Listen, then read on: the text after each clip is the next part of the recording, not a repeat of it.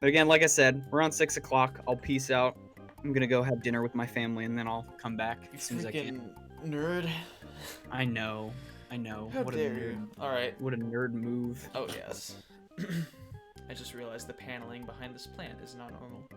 Oh well. Alright. Let me just adjust this a little bit. I think I figured out some of... Okay. Yeah, we should be good. I adjusted my mic a little bit and some of the game audio as well. I'm trying to like figure out a good happy medium with the audio balance, but Gotcha.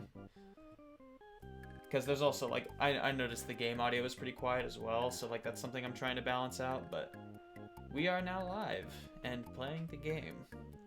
Well, you're playing the game. I am happily watching you play the game. Yes. Okay, cool. It's exciting.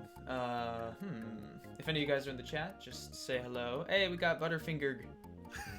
I see. That's Grayson. Yeah. Yeah, Grayson. Seeing all these people on Discord, I'm like, oh yeah, we got people who are tuning in. Oh, you're right. There are a lot of people on. Yeah, That's fantastic. It's exciting.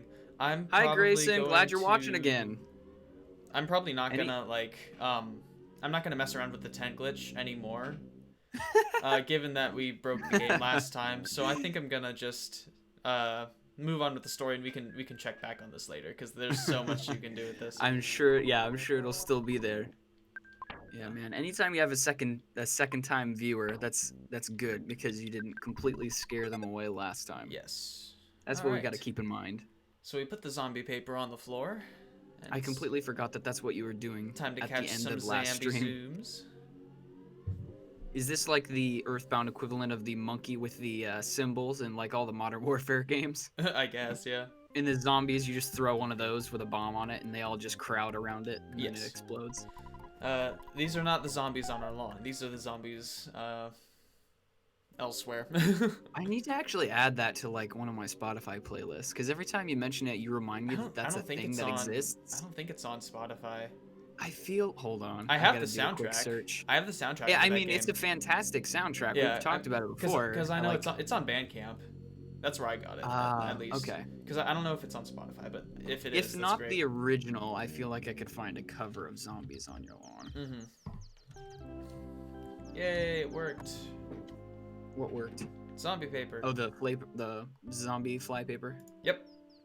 Now it's time to actually go see a pile of puke, eventually. We should be able to get to that this stream. It looks like, Laura Shigihara? Yeah, that's the artist name. The entire original video game soundtrack is on Spotify. Oh, all of it. Okay, that's great. I did not know that. Yeah, I did not know that either. I mean, I'm still glad I bought it anyway, because when you get things through, like, not iTunes, the producers get more money. Oh, yeah, the people who actually made it. Oh, yeah, for sure. Alright, let's see. I'm gonna show that off.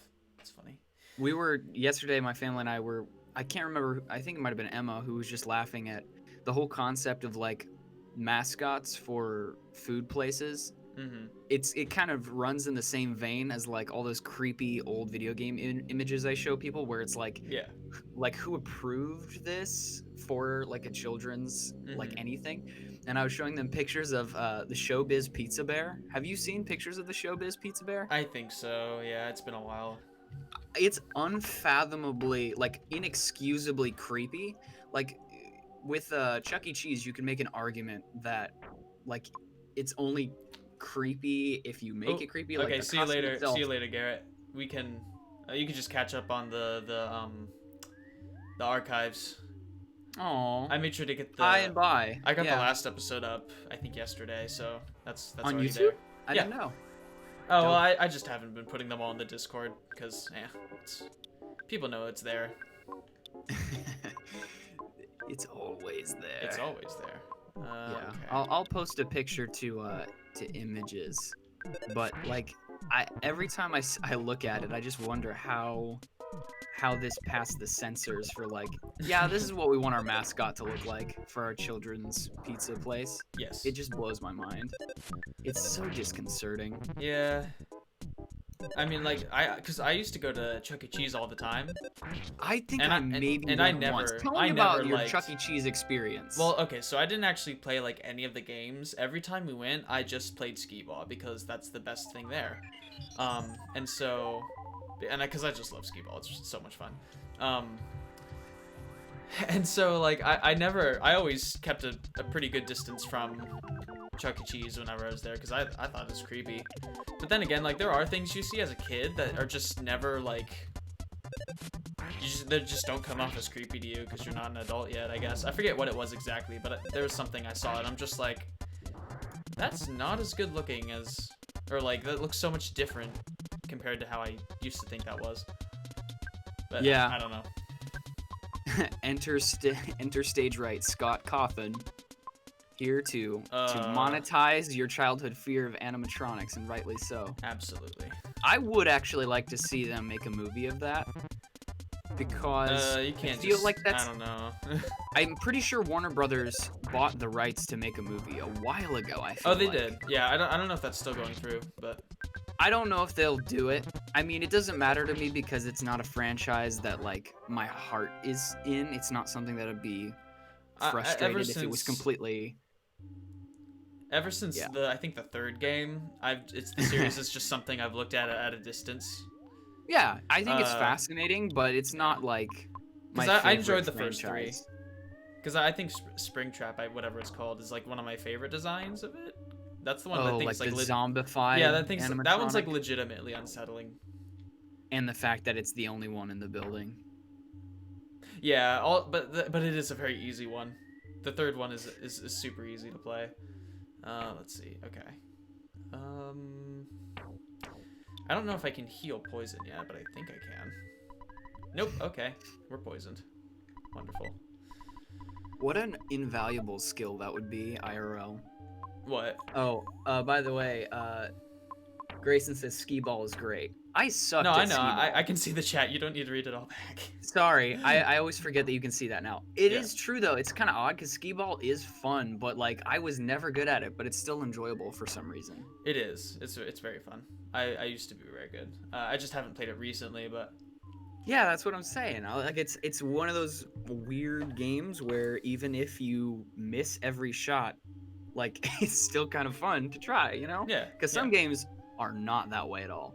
You want to know the secret to getting tokens and tickets in any of those places? Dave & Buster's, Magic Mountain, doesn't matter. There's one game that you will definitely actually get stuff for if you play your cards right. And it is the coin dropper. Oh, where a coin slides down and then lays flat and then can knock stuff down into a bin. Yeah, that's actually how... so I've only been to Dave & Buster's once. I went with some friends. I think it was my 17th birthday or something like that. We all went to, like, just hang out. And we played... There was a Mario Kart arcade game. There was a Luigi's Mansion game. And then there was also the coin game. We spent so much time at the coin game. And I actually have a Pikachu plush next to... It's on one of my shelves that I have from that.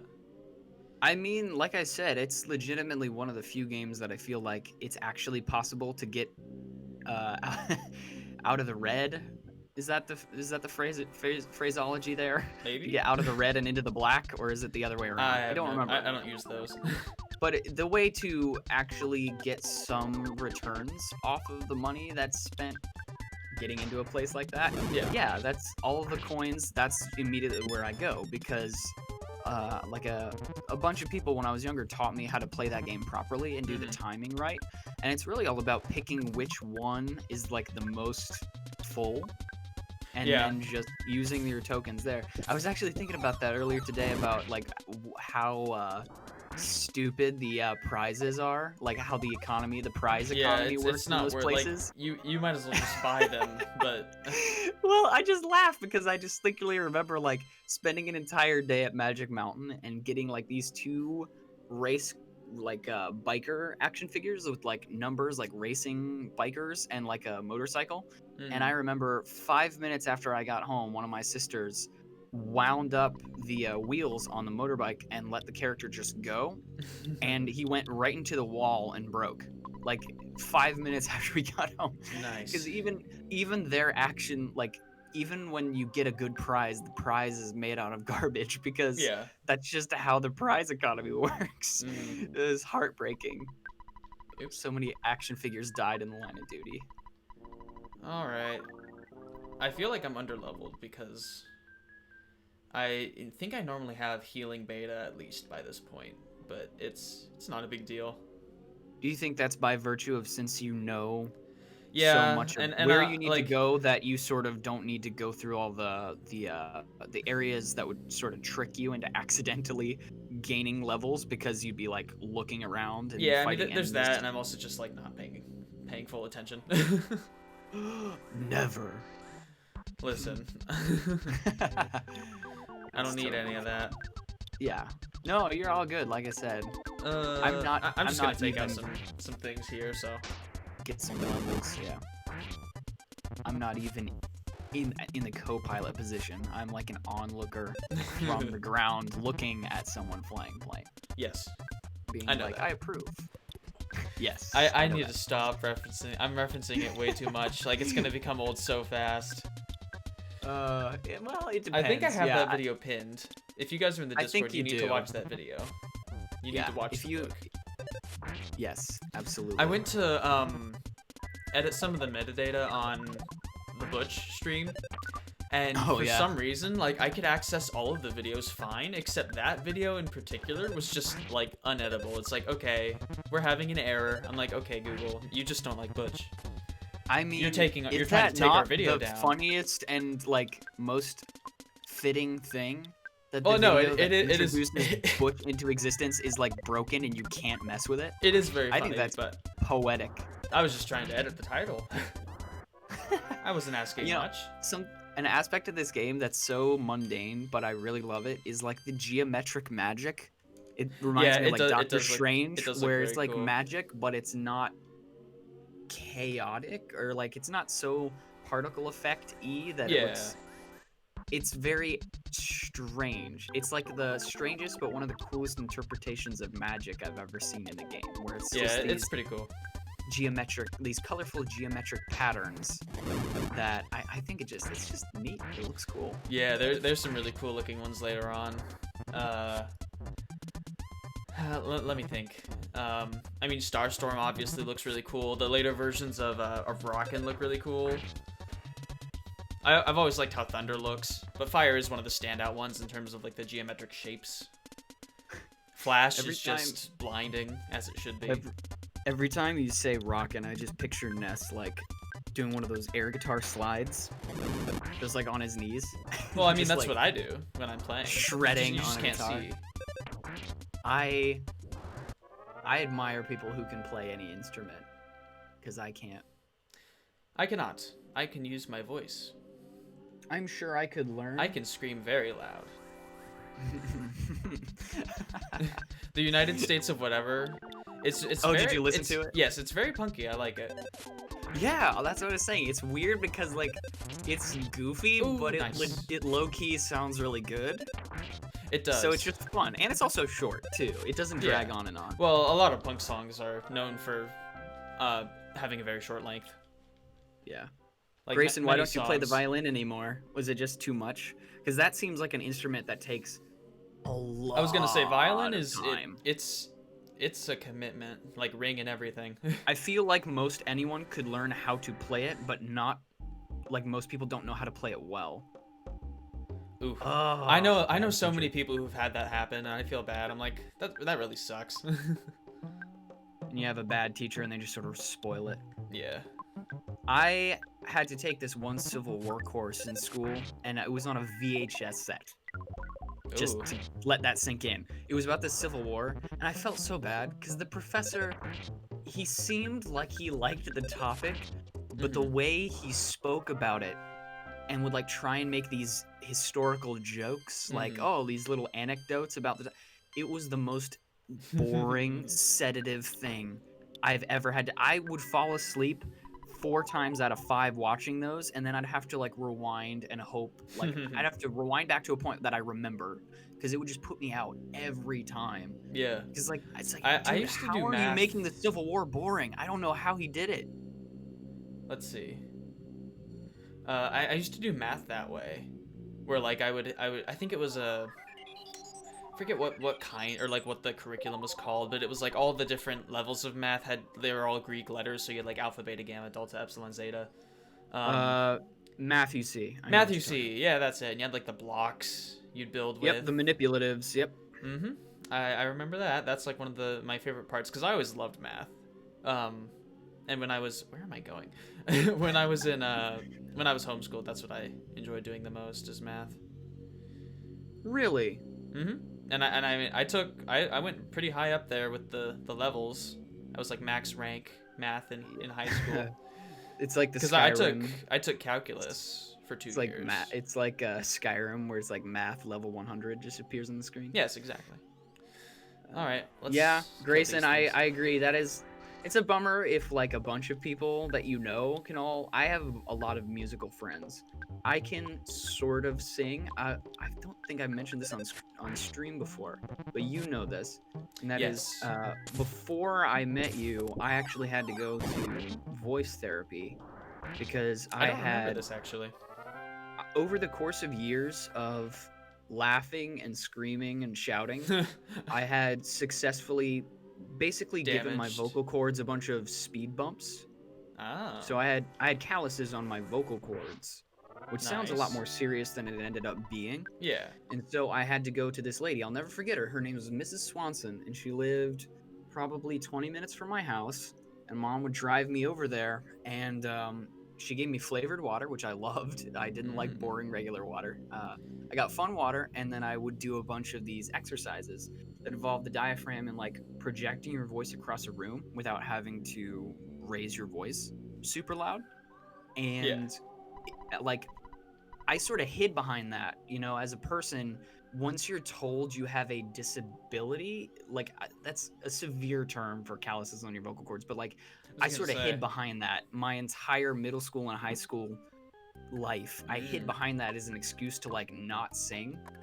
Because I was like, Ah. calluses on my vocal cords, and I was sort of like use that as an excuse. Mm-hmm. And I don't think it was until I started discovering artists that I really like and listening to them on my own and with earbuds in that I Yeah. was like, dang, I want to sing along to this so bad. And so I started singing to myself. I'd sing, songs that I liked, and I would listen to bands whose lead singers, like, I could fit their range. Mm-hmm. And like, like naturally, I suppose, like I just gravitated towards those sorts of artists. So it's Yeah. not like it wasn't like a professional. Well, I mean, she was a professional. Like we paid for the things. It's not like movie star levels or Yeah. operatic singer, but it was like basic stuff that I learned that I carried with me. Like, Mm-hmm. for example, that whispering is in some ways worse for your voice than shouting because it still puts an insane amount of stress on your vocal cords to keep closed. Oh yeah, I could believe that. So like speaking in a hoarse whisper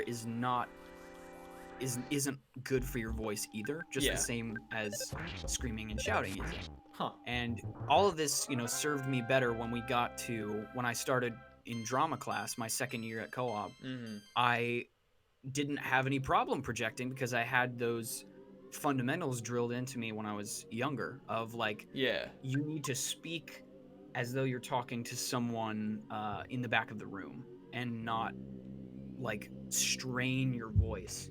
I remember Uh-huh. there was this diagram on like a piece Jeff of is homework Jiff. that I had. Jeff is Jiv. Yes. I remember she gave me this picture that showed like an illustration of someone with their head normal, Yeah. and then the same person with their chin straight up in the air and like the strain of the neck, Mm-hmm. and that was like a good like visual aid of like this is what you don't want to this is how you don't want to strain when you talk is Yeah. like putting that stress right there is like really really bad. And yeah, so eventually like that's the one thing is like I can't play any instruments, but I legitimately enjoy singing along to songs I know. Uh-huh. Especially if I've sung I them a have million like times, because then I have the confidence to I like, have a yeah, I know. weird vocal range. I don't know exactly what my range is because I mean, I was in choir when I was younger, but it was so long ago, I have no idea. And I don't even think I was classified at that point. Um, if that's what the that? word is. What does that Um, mean? well, like Like your range, bass or tenor, oh, I see. something. Like your voice hadn't settled yet, so you wouldn't Yeah, really and so know. I'm like, Like, oh, hello, ghost. I'm just like, I don't know what the thing is. And so like I can hit like low notes, but not the lowest, but also not many high notes either. So it's like, it's weird. high But notes no, I is can sing. definitely not I can my sing. forte. That's where you start losing me. I don't. That's the problem though. Is with me, I don't like just singing bass, and maybe that's a pride thing. Is I want, I Oh, bass want to is be fun heard. though. Bass is fun. Bass is fun if you know what you're doing. If your basses know what they're doing and when to come in at certain parts, sounds great. If it's all Mm-hmm. bass and there's no tenors, it does not sound like, it just doesn't sound good. And I Yeah. think that's the problem, is that after a certain amount of time you get bored singing the same parts in like the same songs.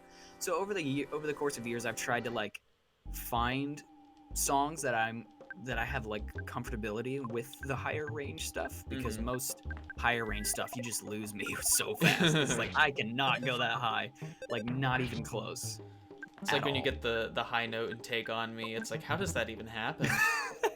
Sorcery. That is Oh, sorcery right there. getting He possessed already. That's wonderful. waved his hand and said LMNOP, and then a platform appears and his left stalk disappears. Yeah. How's that for multi-layered references? Ooh, fire beta. Awesome. Okay, so like we're doing fine. I just You're remember doing fine. there's a person.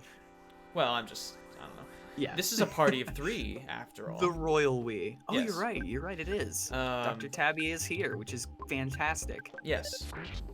Like I said, it's always good when you have returning listeners, because that means that you didn't successfully Yes. scare them off permanently. And I do a good job at that. Believe me. Do. Making people come back or scaring people off? Which one? Oh, yes. Oh, yes. I know that. York, York, since you had Fly Honey, I considered you a friend. And now it's time to fight the puke pile, the mini barf. Oh, yeah. This is what the enemy is entire of annoying. last stream was building towards. I remember this guy Yes, now. sort of. He's very annoying. Because like This, this enemy's whole gimmick is that it just makes you cry. And that means That's your fair. accuracy is garbage. This background reminds me of Super Mario Sunshine. All the crazy neon blob stuff everywhere. Oh yeah, those trippy Never like bonus finished that stages. game. Yeah, never Oh, there finished we that go. game. Let's see. Yeah, I haven't actually like. I think Sunshine's the only 3D one I haven't played. And I've heard like mixed, or not even mixed, but like just. I've heard it's good, but it's not the greatest. There's some things that hold it back. I'd say the story is fun. The setting is amazing. The music is Yeah, awesome. the but some of world the building is really controls- cool. Yeah, some of the controls suck. Except the Like blue coins is like the biggest complaint I've heard. Yeah, there's a lot and some of the ex- difficulty near the end too. There's a lot of stages where it's just like this difficulty level spiked from perfectly like normal person to obscenely difficult. Yeah. Where it's like, if you are off just a little, the game is very unforgiving. Mhm. I'm sure you've seen. Ooh, there we go. Has Ben shown you the clip of the Game Grumps where they were doing the bonus stage where you have to go into basically this giant It's the pachinko pinball one, machine? right? Yes. Yes, I do that know. I do stage, know that. That It's stage very is like bad. one of Dante's 9 circles of hell. That is like the most frustrating stage. I think that might have been when I gave up on the game, actually, now that I think about it. Yeah, that would do At the it. time, I was trying to complete the whole game, you know, as to the best of my ability, and I was like, I cannot do this stage. I can't with this anymore. I'm Well, tired so of there's getting like there's game that. overs. There's the one like lily pad one. There's the sandbird. The sandbird is hard, but there's that manageable. stupid like mud boat in the lava at the end when you're in like the volcano.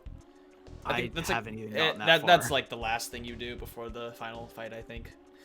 I don't need any of these things. If only I had a soul mop. Calorie stick. What the? Hold up. What was I that? wonder if she did that on purpose or accident. That bird call. No, that was definitely on purpose. I'm just making sure I'm like I sense an Abby. No kidding. You heard that bird fly in, everyone? Yeah, Everyone in chat heard that bird? I was like, I don't think Max can make that noise. I just said I can't go that high. Exactly. Other than that, or it's either that or it's like Janine, you know? You know Janine, right?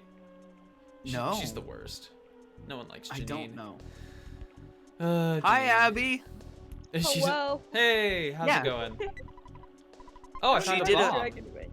Yeah, she virtually stuck your head into the booth, made a bird noise, and then left. So I'm glad you decided to come back. All right, let's I'm trying to figure out how to get Ben Weaver in here, if you're cool with that. You can just drag him in. Yeah, you can literally just wrap the chains around his ankle like an eldritch monster and drag him in. Just grab his name and then drag him into the text channel. It ain't let him do it, man. It Oh, ain't it let isn't? him do it. Maybe No, here. Let me I do am inept. Maybe the permissions are off. Could be. But I've added him in, so. Hello. Now we got 4 people. This is excellent. Now I'm actually living up to my tweets when I say we are hanging out. Now that there's more than one member of the B-side here. Solid. Good to be here. Hey, there he is. Howdy, howdy. We weren't talking about you, Ben, although we do love you. But we love hope- everyone here. Hope you weren't talking. Especially That's you rude. viewers. Please send us your money. Yes. Everyone pass the virtual hat around. It's that time of year again. Oh no. I just I'm love tough. fundraisers. That would be the craziest. Oh. What the? Is that a someone sneeze again? vacuum- Is that a sneeze Did someone again? just That's not me. Was someone vacuuming a squirrel just then? I think that's how Ben sneezes, and it's Did it's Ben terrifying. just, like- What the heck? It's Hey terrifying. Ben, did you just hit every single one of your voice changer buttons at once, like during a sneeze? It sounded like you got sucked into a wormhole mid-sentence. Could be. I don't know. That Wait, was wait. Dude, When you it's did like that- in when you Guardians did of that the when we Galaxy when during went the Minecraft stream when you did that, I almost lost my ears immediately. they just That like was they both have insane. like both the left and the right ear just sort of and just Yes. hop off, each with their own little set of legs and just run. They're like, Uh. I don't need this. Get me out of. They each have their little hobo bags on a stick. They're like, I'm not here for this. I don't need any of this. You don't pay me enough. It isn't what I asked for. This ain't in my contract. I'm getting out of here. What is Oh that? fuck, is he doing his Justin Bieber voice? Please don't do that. I don't want to get copyright strikes. Alright. Alright, Ben, I'm You gonna, get I'm gonna removed have to from- mute you if you keep doing that. I'm sorry. You get removed. Now I'm done. Now I'm done. Alright. Listen, I was Twitch. like, my hand was on your icon to drag you out of the Hovering. call. I was legitimately thought I turned it off. I'm I was sorry. The just fact about that to you're drag like, you. I'm done, I'm done. In the voice, yeah. Ooh, I agree, Dr. Tabby. Peanut butter sandwiches are delicious. I wouldn't know. I like them, but I only like them if they have jelly as well. Who else so, is allergic to peanut butter and sandwiches in Joe. this chat? Wait, I don't Max, like are you them. I just allergic? I am mildly, but it's enough of an aversion to where when I smell it, my mouth starts to react. I was gonna like say, it I knows. did not know that. It's like when people play audio of caterpillars munching on plants for other plants, and they start emitting toxins. Y'all ever heard about that? No. What? So- I real think thing. that's hot. They recorded a caterpillar Boy. munching on a leaf, and then for this one species of plant that emits toxins to avoid being eaten, they played that clip, and Oh yeah. I heard about it this. secreted more toxins than like the control plant, the ones Wow. that they played that clip for. Huh. That's pretty cool. We're That's in some Saturn wackadoodle Valley now. crap. Yes, the best part of the game. Dr. Saturn, repair on me, ding. Fixed all up, goody boing. Suck. Oh. I need to figure out how to do that. That sounds like fun. So there's a The suck. it's called Voice Mod Pro. Oh, okay. You know, that I have actually the reminds me version. of old Skype. You used to be able to do that. Yeah. Back when people I have used one- Skype. Jeez. Yeah, the Dark Ages. The Dark right? Ages. Oh, I have one that Avery's really gonna like. You ready for this, Avery? Oh, I am ready. I'll take your entire Oh, that's a good one. I'll take your entire stock. I'm trying to download ones that would be perfect for just like us, just like in the middle of the stream. The minute I hear something slightly sex related, I'll just. Oh. That's not the right one. It's gonna be one of those days. That's not the right one. Oh, it's this one. Hey, there's a protractor. We're gonna get rid of it. Oh man, it's Grayson? a good thing. It's a good thing this isn't getting monetized. Grayson, worry, I when wasn't gonna play the whole probably one. like when I was probably like 9 or 10, my favorite sandwich, I made it once, and it was a melted chocolate sandwich. And if you don't understand the ingredients, I'll explain it. It was one piece of bread, chocolate chips, and then you fold the bread, stick it in a microwave No. for about 10 seconds, and then you pull it out, and then you eat it. No. That's it. That's literally it. Absolutely Never not. made it again. I Never made it again. refuse. But it was the best sandwich I ever had. Listen, I do not I'll think admit that it. deserves to exist. Well, it doesn't I anymore. think that's actually kind of cultured, so you have my support. Nuking chocolate in a folded over piece of bread. How European, I know. It's so Dude. stylish. European? That's basically just Yeah. a Nutella sandwich. Don't even worry about it. Oh, Nutella, man. Whew. Chocolate I- paste. Chocolate cement, that stuff, but ooh. God, I don't Nutella's actually so have a good. strong opinion of Nutella either way. I just don't eat it much. Nutella is like food sex. Yes, I see. Not like Ew, no, sausage that's party gross. food sex, but the other type of food sex. I see.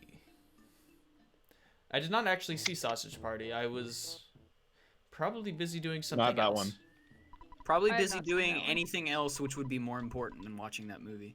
Agreed. The moment I saw the trailer for it, I was like, "Ah, look, another movie I'm never gonna watch because it looks awful." And what's the audience for that sort of stuff? If Adults? You, like make a, well, if you make Adult children. if you make it look like a children's movie, you know there are some dumb parents who. Oh, don't pay absolutely, attention and to I think things that's and brought I their think kids to that's see it, I think and that's that hilarious. To me is hilarious. It is. Wait, That's what the movie? joke.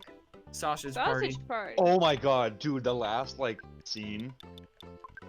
You've seen it? I've I seen think it, I know yeah. what the last scene is. Wait, isn't It's it a just like a giant straight up food orgy? Yes, it is. That's what I've heard.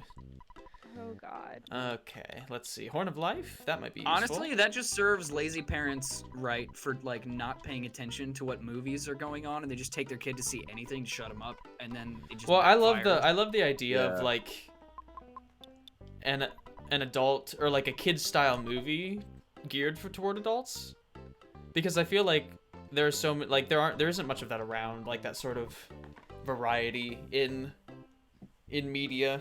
I don't know. I think I get what you're. Not I think I know what you're getting saying at. not saying like making No, I know exactly adult what you're talking like about. adult It's- theme sort of things that look like I kids movies, think- but yeah. I think that like there's been some programs on Cartoon Network over the years that have tried to do that. But I mean there are limits to what you can do. For Yeah. example, like Samurai Jack when it was on TV. Oh, they Samurai couldn't show blood.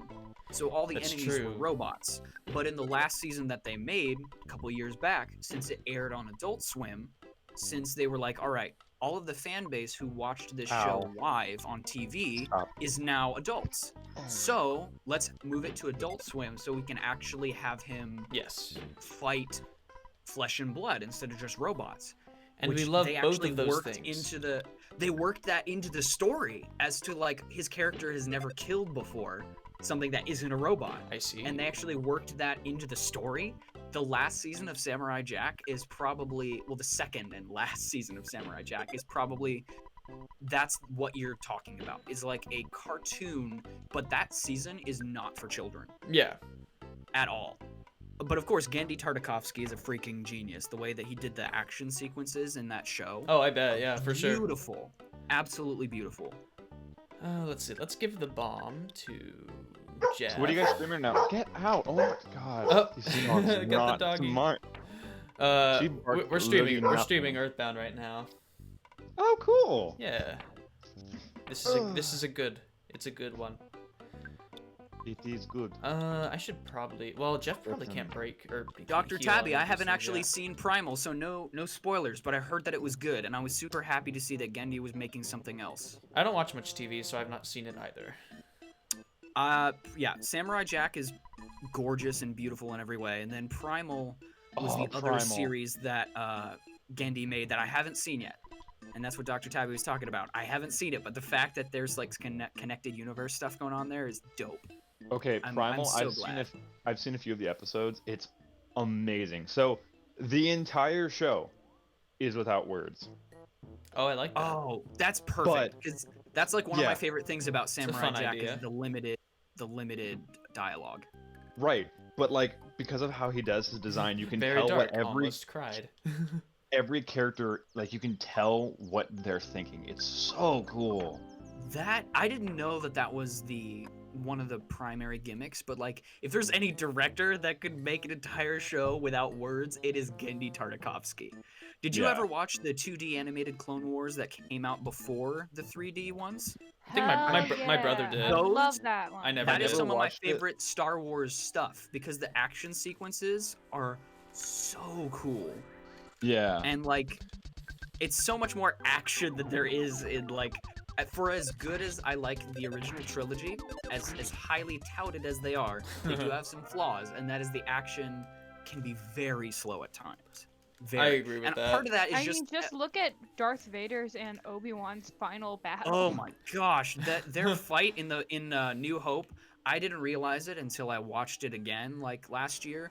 But Darth Vader's entire upper body, since the suit, he's just like slowly moving his entire torso and like not moving the lightsaber at all. And it was like, ooh, this has not aged well. This fight scene, but like the action sequences in that are so. They make the clones look cool. Mace funny Windu 'cause is punching droids without a lightsaber. It's so cool. Some of the editing in the original trilogy is like really cliche now.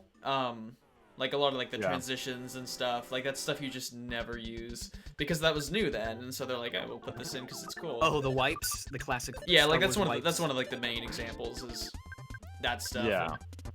And it's not bad or anything. Like I'm not gonna criticize something like that, but yeah. Did you notice just they funny. did that in the Lego Star Wars games? Oh yeah, no, I played the shit out like of those. whenever I you love leave. that DSE.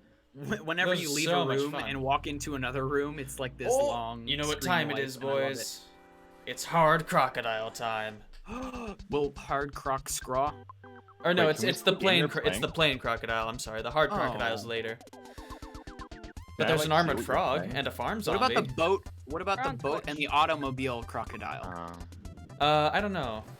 I would have to ask. Does that frog have a pineapple for a torso? What am I looking No, he's armored. It's his Oh. belly. What am I looking at here? It's his belly. at? My Hey, Ben, we actually gonna build this You're thing, looking at a or- classic RPG. We're doing my nana made Are me we? this sweater for Christmas. It's armored, as you can see. distracted talking to my friends, but yeah. So, all right. So I don't know if this is gonna stay here or not. This is just the base idea. I might figure out if I can get Ben to move it, Mm-hmm. Got so you. we can put it somewhere else. Oh, by the way, people, we're actually playing Minecraft at the moment. Oh, well, I was gonna say Yeah. if you're gonna talk about Minecraft, you might as well go to the other channels just for Yeah. the sake of commentary here. Yeah, no Yeah. problem. I was just about to say, hey, we'll We get just off wanted with to this. say hi. Yep, just want to mess Yep. with you and say hi. It's cool to Good have to you hear joining. from you both. Yeah, Good to hear from you too. liven up the conversation a little bit. Absolutely. Heck yeah. All right, talk to you guys later. Yep, I'll probably See be on ya. By the later. way, So y'all should watch the Siege of Mandalore well, first of arc all, you from guys Clone should Wars. join. Just saying. You guys should join the Minecraft server if you're in the Discord. You should. And Yeah. if you're not in the Exactly. Discord, then click on the link below the stream, and it'll take you to a link to invite you. Y'all really gotta Um, join. It's getting really cool. Yeah, I'm One more building a thing. I'm building a post office with a secret thing beneath it, but that's it's a secret. We have a full-scale Adventure Time treehouse. Get on. We do. All Before I right, get that's off, what we want to say. I'm going. I wanted to. Okay. I wanted to She talk tripped on the way out the door. about Primal a little bit more. They actually released an episode recently that was kind of like a. It's not like part of the story, but it's like a fun little one-off kind of thing. Mm-hmm. And it's basically like what happened if like there was a zombie like kind of thing that happened. So this huge Chimerasaurus, or we don't really know what dinosaur it is, it's just a long neck, just gets like bitten by this like infected Parasaurolophus. It's just so, and the way it's designed, it makes you almost feel bad for it while it's changed. It just look up clips of it online. It is amazing. That's exciting. I'm so glad to hear that he's like that he moved on to a different project. Like obviously I was super because like I was so lucky that the timing of when I started enjoying that show was right as the second season was announced that it was going to happen, because of some guys at my scout troop who were like, "You draw a lot. Have you ever watched Samurai Jack?" And I was like, "No." And so I looked it up, watched through the entire show up to when they stopped, and I was like, "Wow." I cannot imagine what it must have been like to have to sit on this for what, 14 years? Yeah. It's been a while. Too Yeah. much. For like there was no conclusion. The final episode, it was just an unceremonious stop. And I was like, first of all, TV was not ready for this show back then, especially children's TV. Because the other cartoons at the time were all about sound and noise and like And crude terrifying humor. children. It was like, Yeah. this show was just so different. Like I said, that's one of my favorite aspects of Samurai Jack is the long swaths of silence. Silence is one of the biggest aspects of sound in video or film. Well, also like the fact that they didn't give Samurai Jack a quirky, loud companion. They didn't give him a Jar Jar Binks counterpart. They were like, you know what? He is a solo samurai. He is piecing this all out together for his own. And we're just going to have these long, beautiful establishing shots of him walking through essentially paintings, just listening to the environment of the place he's in. The Three Archers, that episode is one of the coolest episodes ever because it plays into sound. And it's, I don't want to spoil anything. It's so cool. But the fact that Primal is good just makes me so happy because I think he's one of my favorite creators that's, well, apparently still making stuff, which is amazing. Yeah. If you ever get a chance, even like if you can't watch the whole show, just look up clips online. What he does is amazing. Like I said, it's basically, you've heard about it. It's a caveman and a T-Rex going on adventures. That's the whole show. So there's no communication, no talking, no nothing. That's so cool. That's so That cool. does sound very interesting. It's really well made, really well done, and you can tell he genuinely cared about it when he made it. So yeah, awesome. Absolutely, just check it out. All right, but I'll be getting off now. It was nice talking to you guys, and see you later. Ooh, I do remember The Grim Adventures of Billy and Mandy. Good show. It was a good show, definitely. Never watched it because on the sillier side, but yeah. So for those of you who didn't know, to get into this factory, you have to stand under that waterfall for 10 minutes, or not 10 minutes, geez, 3 minutes, and then they let you in. So that's why I was just standing there. But it's good because we had the conversation about about the cartoons. Kill the time. Yeah. This is an interesting. That's normally where I take my first bathroom break if I'm doing a full playthrough. I mean, that's the time to do it, I suppose. Yes. Farm zombies. This is also a good place to get a lot of experience because of the fobbies. Or foppies. What are those? Forget which one. They're like these just orange blobs. They're super easy to defeat, and you can fight like 6 of them at once. And so you just get a ton of experience. Gotcha. Fobbies are orange. Some of these like backgrounds, like if you made like a black shirt and just had any shape with that pattern just inside the shape and that's it, it would look dope.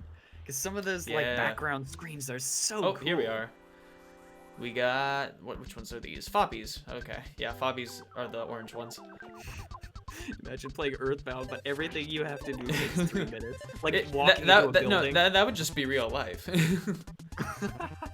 Eating a sandwich takes 3 minutes instead of 1 battle turn. So like, you know what? I'm gonna eat this sandwich. I'm gonna eat a sandwich. These little Kirby wannabes. Yeah, they're pretty cute. They are pretty cute. Round things are naturally cute. It's just how the brain thinks of things. I think I've told you this before, but I'm still working on like a game that centers around all these nameless rabble that like a boss character would send after a hero. These baddies that are just nameless random creatures that there's multiple of, and there's not really any backstory to them. They're just there to have the hero stomp on them to get a coin and move on. Yeah. I'm actually fascinated by that sort of thing, and I think it would be fun to experiment a little bit with letting you play as those sorts of characters. Yeah. But not in a context of killing a hero, but if those sorts of characters in a kingdom, after the hero saves, like dethrones the villain who basically militarized them, like where do they fit in, like, in the new order of things? And it's like them being civil servants, like putting out fires and saving people, and like they get to be heroes for once. I And thought that'd be fun to do. imagine Foppies tasting like Jello, maybe? They look like Jello, or they could be. I could see the hard candy thing as well. That's like Sour Bill from oh shoot, why can't I remember the Wreck-It Ralph, the little green Yeah. the little green guy, and he pops him in his mouth. there are at least a couple enemies in the whole series that are based on food. Because I know in Mother 3 there's like a possessed jar of like strawberry jam that you fight. It's like it's an optional mini boss sort of thing. What else is there? There's like a I don't know. There's this one area that's really cool because it just has a bunch of like ghosts, and they're all just hanging out, having a party, and they're all just like drinking and like eating, and the food's just like dropping straight through them. Of course. The animation in Mother 3 is very cool. I think you had me play through the opening sequence. Did I? And like, I think you did. Okay. Because that's where you play as like a guy with a hat, and like burnt, like the town is on fire or the building's on fire or something. Yes. And like the animation for like running around is so much smoother than like some of the other animation in this game. Where it's like, wow. It's a big step up, and it looks really good. It also has like a sort of cel shaded look for that, which is like it's not that's not what it is, but it looks like that for a 2D game. It looks very cool. It does. Here come all the little XP. Even though it's basic, but it's a good kind of basic. What are those creatures called? Lemmings? Yeah. They just like follow each other off a cliff. That's what these guys are. Like one of them attacks you, and the rest of them are like, "Yeah, let's get him." Yeah. Well, it's funny because they try brain shock, but they just can't do it. Because they don't. It's have like a brain. it's like there was an attempt. Oh, okay. Let's see. There was Speaking an of attempt. the game is really hard to hack. Let's see. This is Game BA. GBA cartridge. There's almost no unused stuff. Yeah, interesting. There is a lot of cool unused content in Mother 3. Have you actually tried hacking it, Dr. Tabby? I'm curious.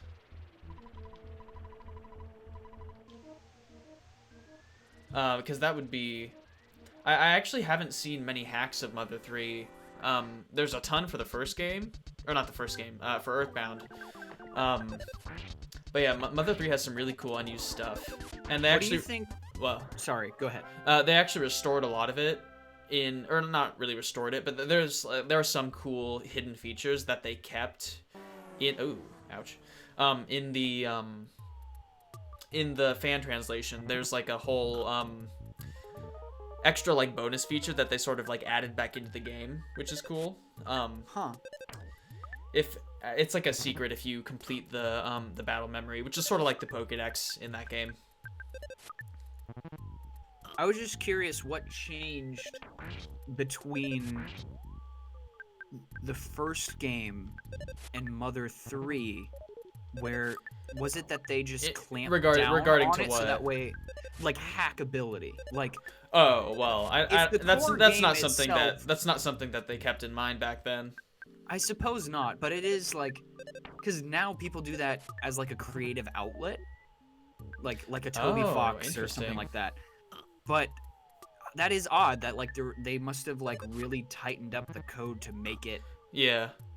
Well, it's more interesting difficult. that you say that, Dr. Tabby, because like yeah, like I think I haven't seen many Game Boy hacks like when it comes to that level of like detail and that's some serious stuff like that. Yeah, or people just make their own games. Like let me think.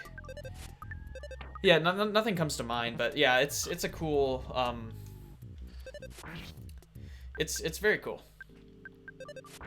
The amount of stuff that people have done with EarthBound at least is very there's a lot, surprisingly, and like you can find so much of it on like EarthBound Central or Starman or something like that. Also, these guys will not stop showing up. That's definitely fan commitment for sure. Mm-hmm.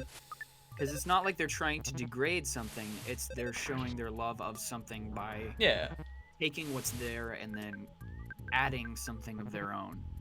Mm-hmm. You know, I again, like I said this last time, like you can be creative, but it takes so much technical prowess Definitely. in order to filter that creativity through and have it come out on the other side and not look like garbage. Yeah. Because you can have great ideas on how to hack a game, but if you don't know how to code properly, it's not going to end up being good or worth playing. So Yeah. it's like you gotta have the best of both worlds. Like you gotta have the idea, you gotta have an imagination, but then you actually gotta get down and dirty with the code and do what needs to be done Yeah. to make something good. One thing I'm glad they changed in Mother 3 is they made well, it's not blindness in this game. It would be in any other RPG, but crying, they made it a lot less of a pain because your accuracy isn't nearly as bad in 3. But yeah, Mother 3 did almost never happen. Let's see. Really? Do you know the reason why? Was it like budgetary or? So, have you heard of the N64 DD? I've heard of the N64, but I don't know anything about the N64. I was gonna say, of course you've heard of the N64. So basically, the barely. The N64 disk drive was basically an add-on for the N64 that could run disk, and it like upped the power of the console a little bit. And it was released in Japan, except it was originally planned to be released here, but it didn't do well, and so basically Mother 3 was developed as an N64 game, as EarthBound 64, and then they just canceled it and basically rebuilt it all, same story and everything on the Game Boy. So it was basically completely done, or not completely done, but it was the whole story and everything. They had that all figured out, and then they made it on the Game Boy instead.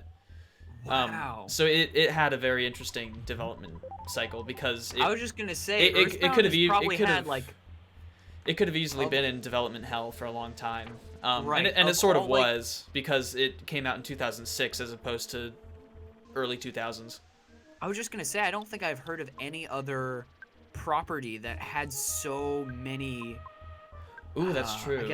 I guess roadblocks, but still released games anyways. Because that's like, I feel like with each game you guys have talked about, there were problems during production, and I mean, like, that happens with most things, I feel like, but like colossal things that they had to work through. Yeah. Like, it's so much easier to say that in a sentence. Oh yeah, they had to rebuild the game from the ground up on a different platform. But it's like, that's absolutely insane. It is a lot of work. Like, that's so much work. And the fact that it didn't just toss it in the can is like, that shows some serious gumption. Yeah, well, so Shigesato Itoi, one of the lead designer or person behind the series, he's sort of like a Renaissance man in Japan. He's done like everything, and so he puts a lot of he put a lot of love into the series, and it's still something that like he cares a lot about. And he actually said basically that there would never be a Mother 4, because he has the story where satisfyingly go. Yeah, exactly. He has it where he wants it. Yep. And so one of the things with the actual Mother 4 fan game, it's being rebranded into Oddity because they, first of all, I don't know if they were going to have it directly connect to it at all, because they haven't released much about that in terms of that sort of info, but they also don't want Nintendo to take it down, and they just want it to be a love letter to the series. Yeah. So it's I'm excited for it because it looks like they're making really good progress, and I've been following that project for about 10 years. So I was just gonna say, I feel like as long as I've known you, that's been something that's been on like their creative back burner that you've mentioned to me on multiple occasions. Which again, oh my gosh, some video game people are just so freaking okay, cool. like yeah, I'll see you committed later. to what they're doing. Little That's snowman. super cool. Oddity can make it to the Switch. Oh, that's true. If it comes out on Switch, I'm gonna be super excited. I don't know. I don't think they haven't really said anything about their plans for that. But if that happens, that would be amazing. But yeah, honestly, if whenever Oddity does come out, I would love to do a Let's Play of it on my channel, because I'd love to be one of the first people to do it, even if I'm playing it blind. Right. Because that's something that'd be really cool to do. Absolutely. All right, let's see. These little slimy piles are the worst, and I don't like them. There's actually like the runaway formula, if you want to escape from battle, is very unforgiving if certain conditions are met. And so it can be almost impossible to escape battle if you aren't like if you're in certain positions, like right now, since I have a status affliction, it's very hard for me to if I wanted to run away from these things. And so, and like, this isn't too bad. I'm not in a bad situation at all because they're not hard. They hardly do any damage to you, but it's just a pain because these battles take so long because you're crying. And you can't hit anything, and the PSI doesn't work half the time because they resist, I think they resist ice, so. Vitality capsule, I'm gonna give that to Ness. Gotta root around some trash cans. Yes. HP sucker, that's for Jeff. Very good. That item actually has some very odd conditions to be used. Oh yeah, that's true. Somebody could just make it Mother 4 if there were tools for it. Well, actually, the soundtrack for it is, I think it's on Spotify, but I also purchased it, I think also on Bandcamp. For Oddity? Well, so it's actually, back when it was Mother 4, I think they basically had the soundtrack already complete. Wow. And so it's by Shane Mesa, I believe. And so you can actually listen to the full game's soundtrack. And I don't know if that'll be everything, but a lot of it is there, and it's really good. I feel like that's pretty uncommon for a game's soundtrack to be released prior to the game. Is that well, normal? The guy who made it, I don't think he might not be one of the people who's actually. I think he was commissioned to make it, so he might not be directly involved with the game itself. Oh yeah, also Nelward did. He made a few, but I think those were taken down. They might still be on Spotify, but yeah, it's very cool. And so like there are some songs that I don't think will be in the game because there's a remix of Snowman. There's a part of the what's it called? Oh, what's it called? It's here. Wait, I have my phone with me. I can just pull it up right now because I'm gonna be fighting this barf pile for a long time. For eternity. Yes, it is. Wisdom of the World. That's it. That's a really good one. Huh. I'll have to check Also, some of that. the You'll track. have to share some Well, of that stuff in actually, music, so the one in Discord, Discord, track for sure. because when I had you work on those two soundtracks for the one project I'm working on, I had you listen to one of them. The song "Eternally Dangerous" is a remix of the Mount Itoy theme from the first game. It's very threatening sounding, and I love it. I did my best. I did my best at the time. Just keep on mashing. I mean, at least we're getting good experience, so Yeah. I'm good. And this next boss we're fighting is super easy, so How far away is the boss? it's If close. you had to. Okay. All right. Yeah. Because You're gonna have to head out soon. Well, for a For a short little time. bit, I'm gonna go eat dinner with my family and then I'll be back. So you could keep grinding until I come back, or you could just freaking do the boss. I by might. your onesie, I you might have because people in the I chat to do it, definitely yeah. want to get some experience while I can because this is a really good place to do that. Absolutely. This Yeah. is the butterfly So, room. Let's see. Butterfly room. That sounds fun. I forgot that there were Mr. Saturns being held here. Yeah, I they're don't sort of remember like who's being behind all enslaved this. right now. That's no good. That's That's nope. no good. That's unfortunate. All right. I'm gonna bop out of the call real quick, and All right. you can engage with people in the chat, play the game, and then I will be back after a little while. Yep. I shall return. Whenever you are, just let me know. I mean, well, you can stay in the call because you just mute or something. Whatever makes sense. All right. Oh yeah, that's true. Well, because normally they just, Dr. Tabby says, ever wonder how robots have PSI? That is a little weird. Because I know in several cases they just give them copied attacks that just aren't called PSI, like crashing boom bang attacks or just like thunder shocks, electric shocks. So yeah, I don't know. It's curious. A certain area in Mother 3 near the end of the game actually has some really interesting enemies because and some of you might know what I'm talking about, but basically it's an area full of a bunch of different robotic enemies, and it has a very interesting song that's like very robotic and random sounding, but there actually is a rhythm to it, and it's super strange. Yeah, that's also where you can get some of the ultimate equipment for your characters, which I have done, and probably won't do again, because it's not the most important thing, because Mother 3 is also not super difficult. At least, I mean, not to me. It has its hard points, for sure. Let's see. Keep on using fire, because it's the best we can do right now. Might as well, because we're almost there anyway. I don't know if any foppies will spawn close by, because if they do, that'd be a good place to do some grinding. But if not, we'll just move on. I have no qualms with that.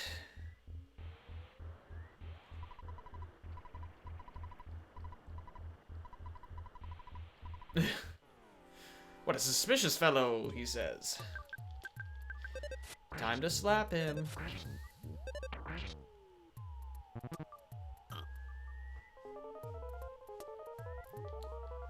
Oh yeah, no. Starmen are definitely... I don't think they're robots. They're definitely aliens, but there are some robots that do. Like in Mother 1, you've got like the Cerebrums.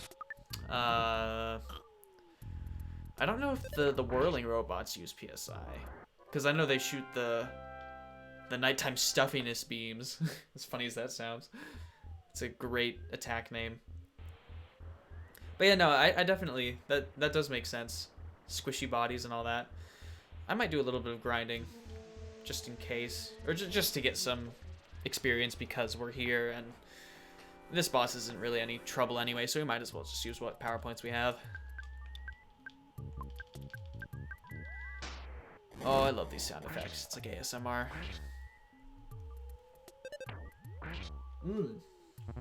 How do we get homesick already? Are you serious? This might be one of the flags in the game that's like set to do that, because I know there are certain points where if you haven't called, it'll just give it to you regardless, as far as I know. That is interesting. I don't normally get homesick when I play this. That's very bizarre. Might just keep on hitting these guys, because they're not gonna do any. They're not a threat at all. And my headphones are slimy. My headphones are sliding down my head, which is annoying.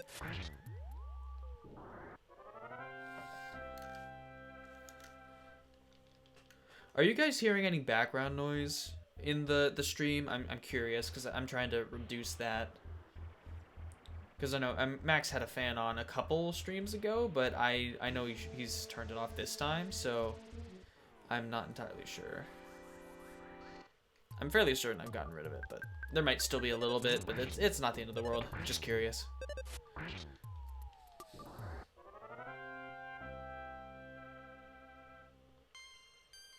Oh, okay, awesome. Yeah, just curious. I know in some of the archives there is background noise, and it's PSI Magnet Omega. That's good. Yeah.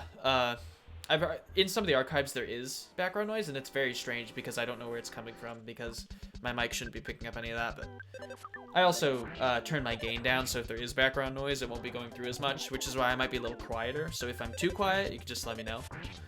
But yeah, no, we're good right now. We're doing good. Also, yeah, homesickness is triggered from a register that's set as a timer. Okay, that would make sense. I'm just confused because I talked to Mom like right before coming here, so I'm not entirely sure. Or maybe I didn't actually. I know I did in 3 at least. It's no big deal because this boss is nothing special. I should have fought that Fobby. Yeah, oh well. The remix, or not the remix, the version of this song in Mother is one of my favorites. It's really good. It's really harsh sounding, but it's good. It's really good. But also, the factories in that game are terrifying. Very, very difficult. Or more so just monotonous and annoying. They're way too big than way bigger than they should be. Yeah, Jeff with PP would be weird. I mean, he couldn't really use it, I guess. Although you never know. I've seen similar things where characters use power points for things other than the magic, so I don't know. Yeah, no, Jeff is great, and of course he's not like he's not as powerful as he will be because we don't have some of his better weapons yet. But once we get the bazooka or the defense shower in a long time, we're gonna be set. So I'm excited. That'll be good. Hey, there we go.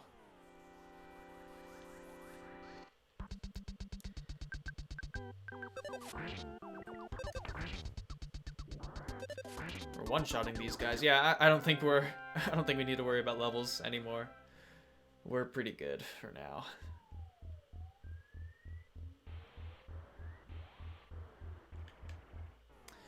No good flies. Mostly bad fly. I apologize. I'm really not getting my my enemy palettes correct. Let's see. Funny how no one on Earth would know PSI without a man named George. Yeah, no, George is great. We love George. We love George. He's great. Excellent. I love the story of the first game so much because it's really like one of the few, and I actually want to make a video about this sometime for my YouTube channel. There are very few RPGs on the NES that actually have like a decent attempt at a story. Because most of the gameplay came from grinding because that's how you gave them length and that's what you did back then. And I really love it. It's great. Especially how like dire and dark the game is. Or maybe moody, not necessarily as dark, but it's definitely a different tone than EarthBound, because EarthBound's got a lot more of that weirdness to it. George and Maria. George and Mario. Gonna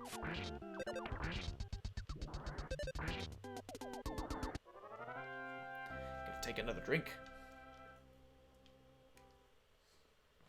Yeah, I'm definitely glad. I'm probably gonna move the streams up a little earlier because we get a lot more interaction and a lot more viewers this way, and I like that a lot.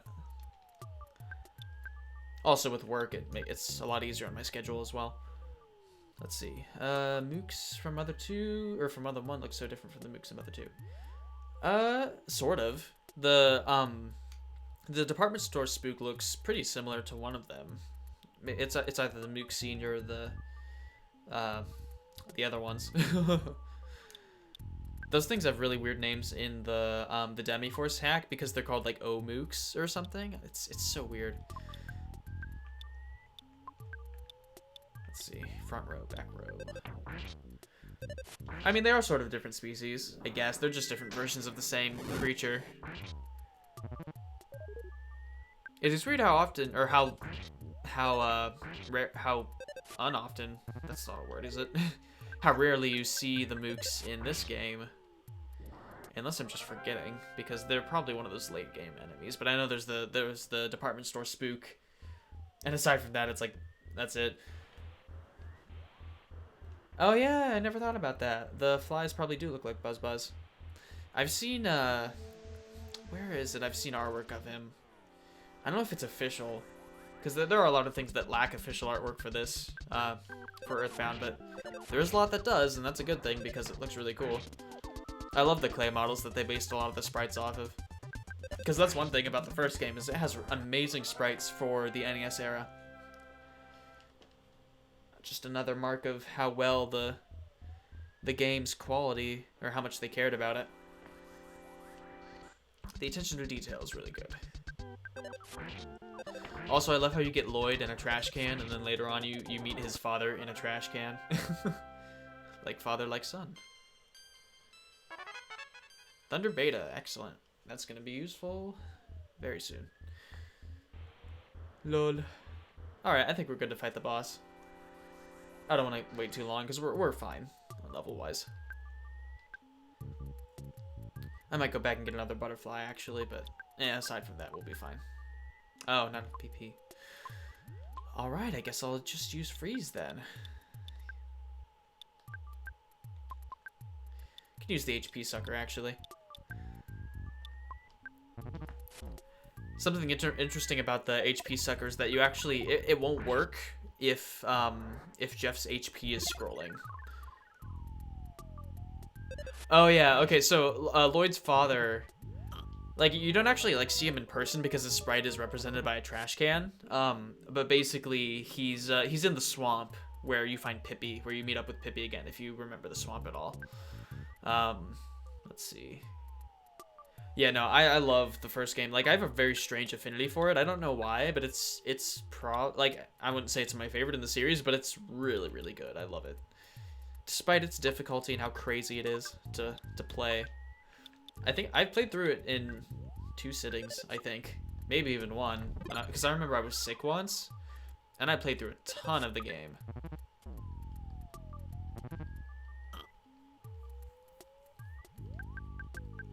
I think I also lost my save, and then, because it was obviously on emulator, and then I had to play through like half the game again. But I did anyway, because when you're in middle school and you're sick, what else do you do? I mean, all right.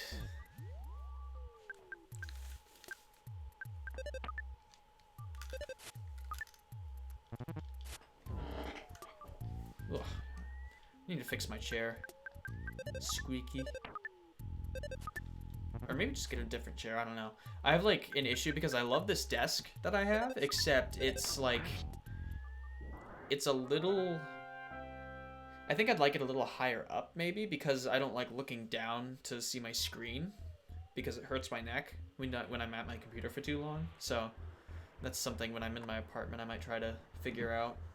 But it like holds everything, which is nice. I have my SNES games in here, I have my NES games in here. It's very nice.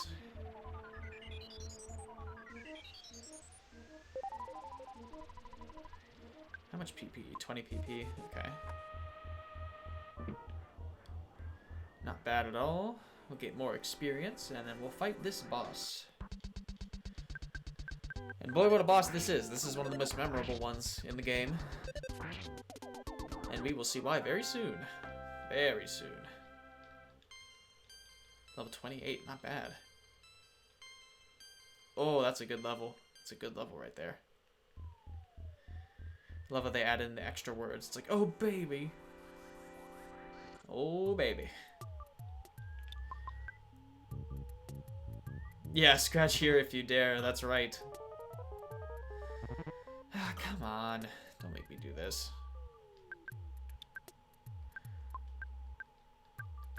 I'm not using my, what is it? My PSI caramel. I think I have one of the PSI items. I actually just remembered I can get the truffle from the hospital. I should go do that. That is important.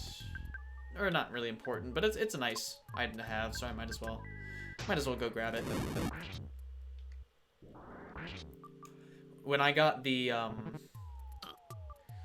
I believe it's the Legends of Localization book from Fangamer. It actually came with scratch and sniffs as well, because the commitment they have to the series is so good. Very good. And it's also like I learned so much about the game from there. It's a very good read if you are interested in picking that up.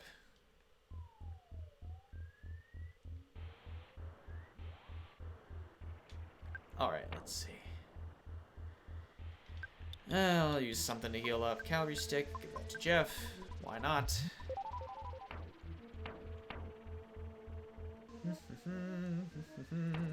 Ness can heal Paula.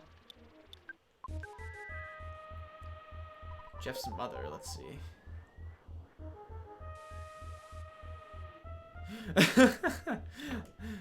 Imagining Jeff being born from Dr. Andon's armpit would be very interesting. I don't think I'd want to see that, but that's amazing. Yeah, there's some really cool theories. I saw one, this is on startman.net, by the way, for those of you who aren't in the chat. I saw one theory about the Tenda tribes and why they're the 2 separated ones, how basically they each got different versions of Pokemon, and so one group was worshipping Charizard and one was worshipping Blastoise, and they separated because they couldn't agree which one was better. And it was really good. Very good. Okay. Let's see. How is our max HP looking? 255, 100, 137. Not bad. All right. Get ready for burps.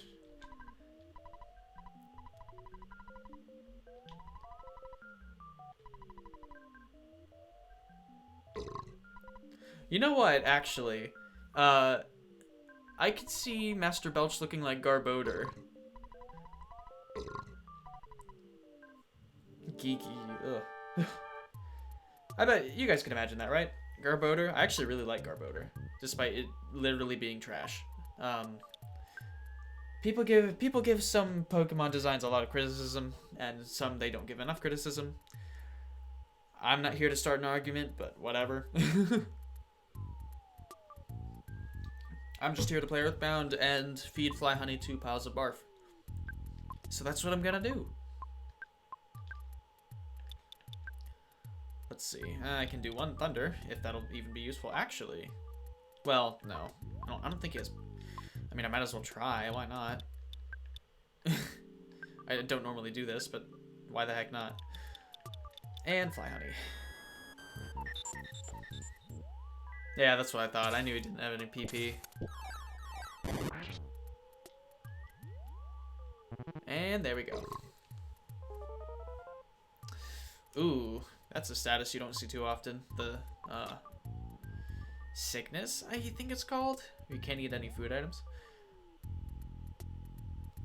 Yeah, the burp was sampled from a toy. Let's see, it probably was someone else.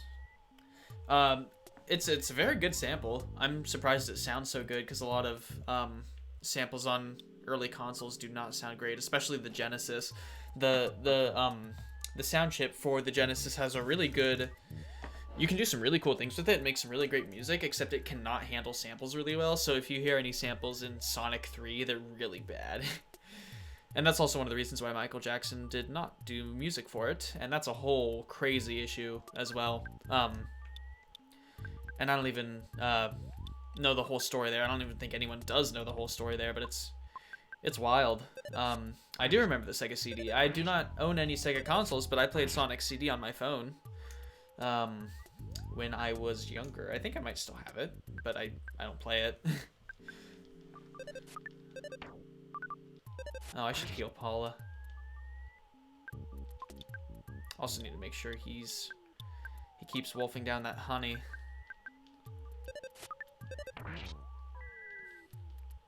There are a lot of poison-like statuses in this game. Speaking of which, that's probably poison, not sickness. That might only be a thing in Mother 3. I'm not entirely sure. There we go. Should heal Paula, actually.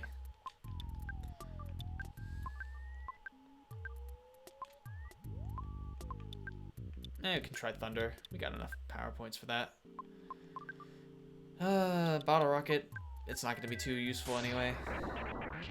Very nice. Didn't work. What?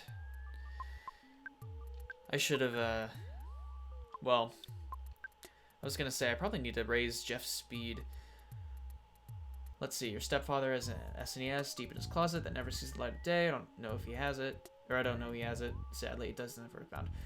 Yeah, no, the SNES is great. I actually have an EarthBound cartridge myself, and I sleep with it every day. That's a joke, by the way, if you couldn't tell. Why does Paul have a bottle rocket? Ugh, I need to freaking arrange my stuff. Every time I say freaking, I feel like I'm like 7. I hate it. I'm old enough to say fuck, so I'm gonna say fuck.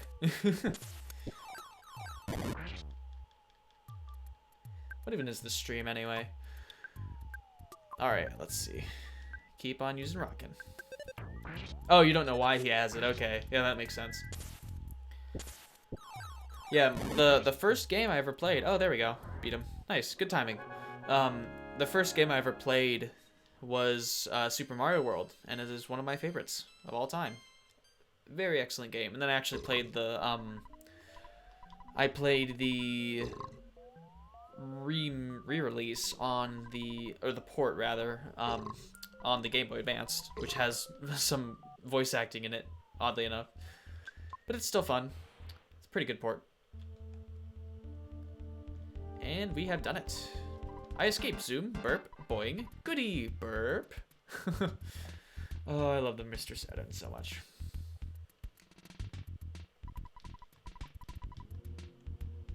PU. Yeah, PSI Rocket actually has some very weird, like, it works strangely because it's sort of like a damage range and how it does damage. Or does damage range, does damage, but yeah, it's very, it can range, it can vary a lot in how much damage you actually do with it, if it even works, because sometimes it just doesn't, which is annoying. Let's see. That healed our HP. Oh, no, it didn't actually. Why you say no? Oh, you know what? That's the next sanctuary. I should not do that yet.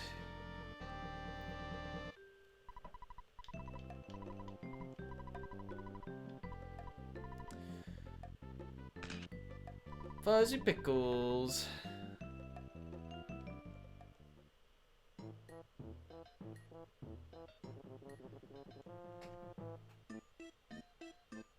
Ooh, my sister's making pie. Very exciting. I will say yes to the coffee in just a second. I want to heal up first.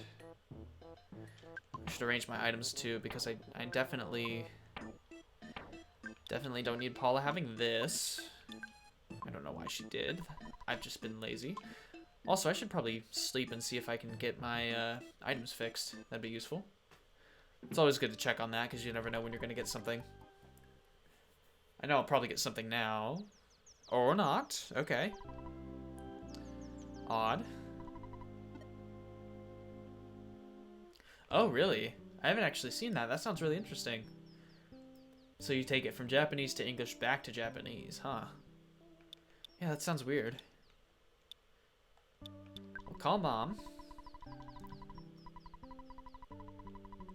Your mom's like, don't worry, I got this. Don't go to school. You don't need to do that. You're saving the world. As if. Alright, pick up. Those commands are always so confusing. I always messed it up when I was younger. Yeah, definitely. Mother 2 was a little different with the tone. And there were also a lot more Japanese references to things that they removed. So like they got rid of, like one of the biggest examples are like examples of like Japanese foods that we wouldn't really get. They replaced with other things. But one thing they did is they actually took a lot of care in the localization to make sure that the same intent of the jokes were kept, so they would still have the same effect. And be relatively similar, rather than just changing them to completely different jokes like other games would do. And so it's very cool. I like it a lot. I don't know if I need the receiver phone anymore, but I'll keep it just in case. Let's see. Can sell that bracelet, actually. I don't need the HP sucker. I'm not going to worry about it. And then... Bottle rocket. No, fly honey.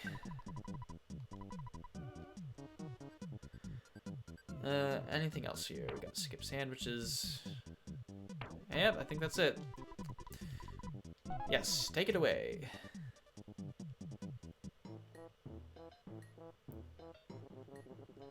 Now let's see if we can get something fixed. That'd be nice. I do want slumber.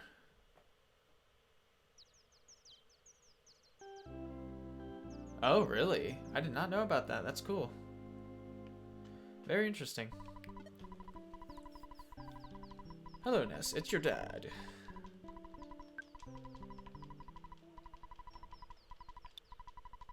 I wonder where he works, actually, because he's like, oh, I better hit the hay for the night, so he's probably working overseas, I would guess, although I don't know for sure.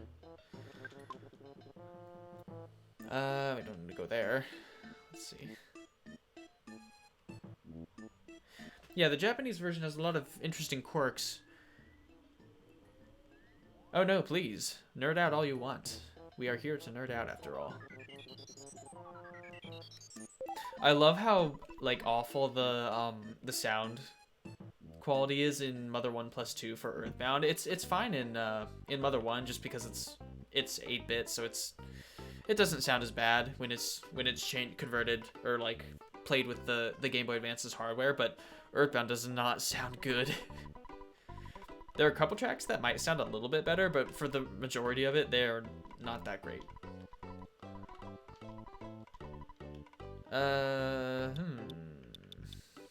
Never buy slingshots because they are inaccurate.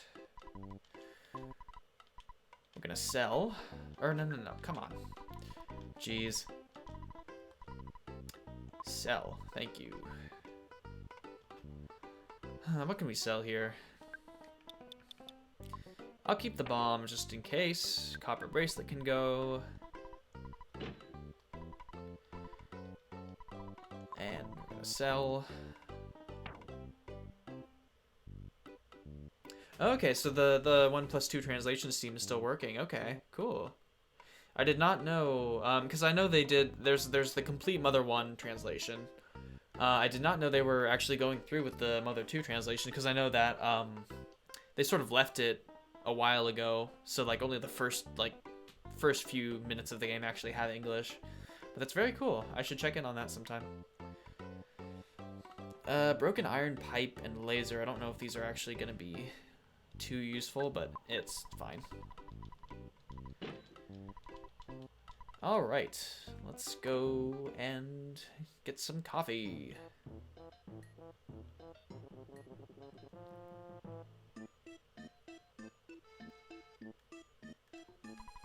Drink coffee before go. Say yes to me. Say no to me. Yes. Bottoms up, boing. All right, time to relax and listen to some excellent music. I'm really glad this track returned to Mother 3. It's so good. You've traveled very far from home. Do you remember how your long and winding journey began with someone pounding at your door? It was Pokey, the worst person in your neighborhood, who knocked on the door that fateful night.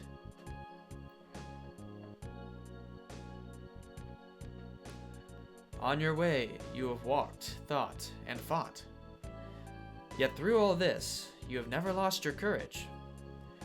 You have grown steadily stronger, though you have experienced the pain of battle many times. I'm messing it up now.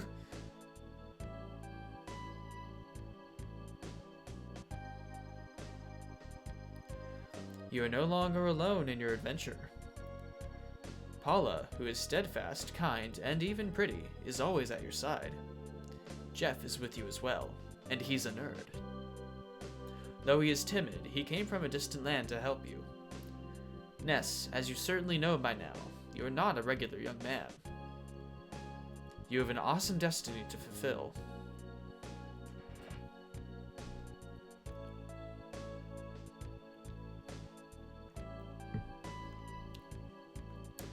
The journey from this point will be long, and it will be more difficult than anything you have undergone to this point. Yet, I know you will be alright. When good battles evil, which side do you believe wins? Do you have faith that good is triumphant?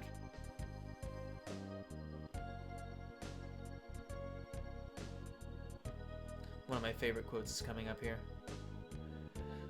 One thing you must never lose is courage. If you believe in the goal you are striving for, you will be courageous. There are many difficult times ahead, but you must keep your sense of humor, work through the tough situations, and enjoy yourself. It's a very good one. I need to work on not stuttering as much. When you have finished this cup of coffee, your adventure will begin again. Next, you must pass through a vast desert and proceed to the big city of Forside. It is a very cool quote. There's one later that I actually used for my my senior quote when I graduated high school. I can point that out when I get there. Ness, Paula, Jeff. Yeah, no, this is trippy. It's definitely trippy. This is probably not normal coffee. I wish you luck. I've always wondered who this is. Maybe it's his father or something. I don't know. Maybe his father wouldn't know, but it's possible that Nintendo's father has PSI in the first game, and you actually see his father from the back at least. And back to the crazy music. Not crazy, more so silly, but I like it. I love it. Very good. All right, we are good to move on. Actually, no. There's There's the sanctuary. Jeez. Oh yeah, maybe it is Buzz Buzz. Or it's just some out-of-body narrator somewhere, because every game's got to have one of those. Alright, time to fight some tough thing. Oh, it's Ranboob. Guys, we get to see Ranboob. Look, it's Ranboob. Oh, man. Alright. Oh, you know what? These mushrooms, we're gonna take out the mushrooms first. A lot of these enemies are just not great. They're annoying. Bottle rocket, I guess. I've never really had trouble with Ranboo, but they can use, oh no, that's not good.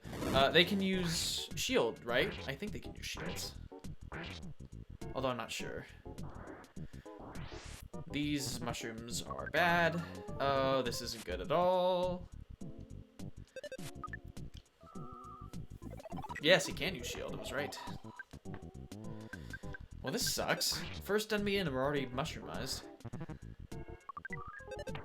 And now we're sleeping. Excellent, this is even better. When you think things could get worse, don't say that they might, because they definitely will. Because the Let's Play curse is definitely a thing. Alright, now I gotta figure out my controls. I don't think the spring heals them, but I can always try, I guess. Also, they float. Oh, they float. Oh, that's wonderful.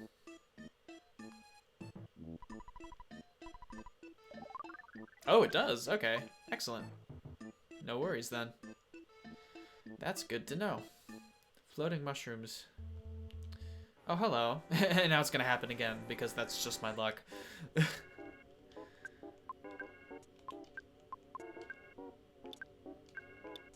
And fire.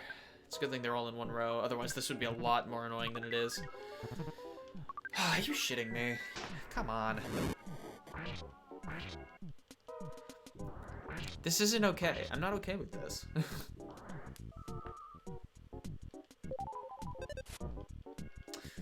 And it begins.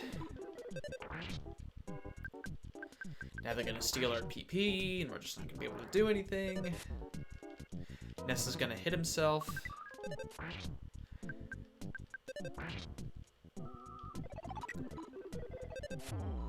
Oh, one hit just kills Paula. Yikes.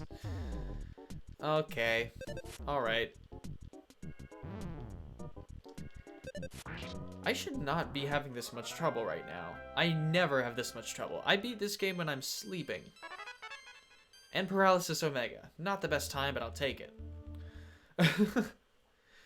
No, seriously, this game is not that hard. It has its moments, like I've said, but it is generally not too difficult. Maybe I'm just underestimating it, but yeah, exactly, because people are watching. Max isn't even here, and he just makes the joke about the bad luck. Whenever someone's watching, that's just what happens. Yeah, I mean, like, I don't need to do this dungeon right now, but I might as well because I know I can, and it's just, like, I'm gonna forget about it otherwise, so...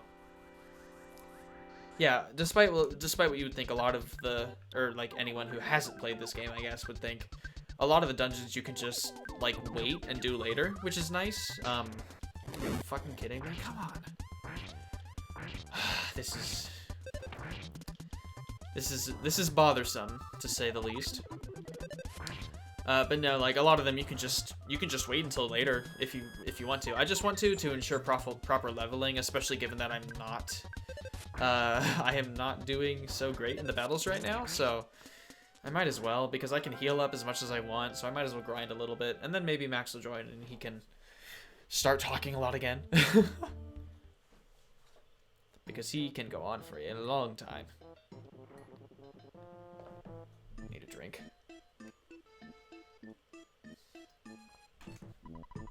My voice is starting to get shot. I might take a break in maybe 20, 30 minutes. I'm not sure how long I'm going to stream this time around, but we'll see. We'll see. Honestly, I thought I'd be at Foresight by this point, but I'm getting held back a lot.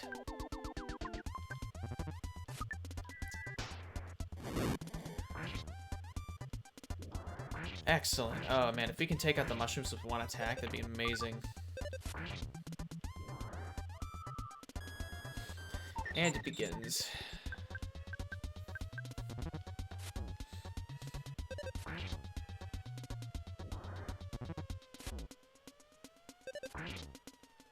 Yeah, it's a little odd that the hot spring isn't a full heal. I should actually pay attention to that. I probably should have given that IQ capsule to Jeff, but it's nice to have it on Paula because then she'll do more magic damage, because that's really important. But it's no big deal. I think you need something like 40 or 50 IQ to heal the bazooka, or to fix the bazooka, but it's not the biggest deal, so.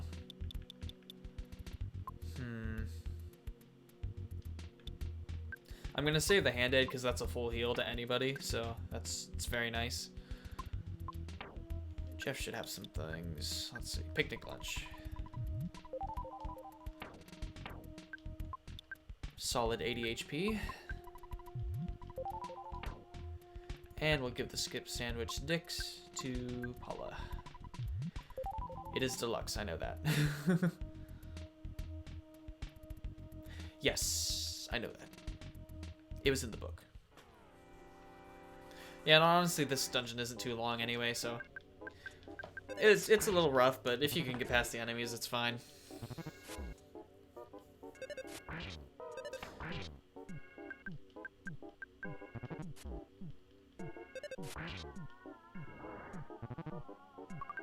Yes, I do. I do enjoy synchronizing what I eat with what video game characters eat. It's fun. I feel powerful. Haha. One game I really want to start playing is Revelations Persona, or Shin Megami Tensei Persona, as it's called on the what is it? PSP, because I have those and I'm really excited to try it out because I really want to get into the first couple of games, because I played 3 through 5 and I really enjoy them, so I want to make sure I can actually touch the rest of the series because I know so little about them. Let's see, heal up a little bit more, and there we go. I mean, hey, I'd go for a hamburger right now. Hamburgers are great. I actually had one yesterday. My siblings and I went to Five Guys, and it was excellent, as it always is. Ow. Yeah, Five Guys is one of my favorite places. They really oversalt the fries, though. I need to tell them to not do that as much, because it's way too much sodium.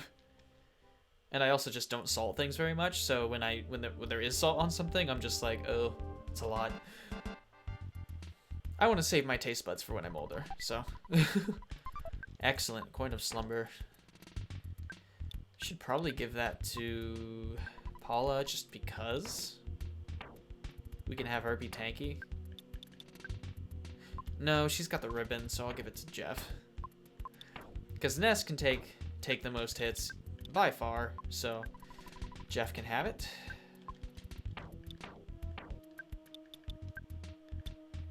Very good. That's a lot of defense. Actually, hold up. Ness actually has the least amount right now, but I'm okay with that. Because Ness is fine. Now this guy is actually going to prove to be a little difficult because he's got some annoying attacks.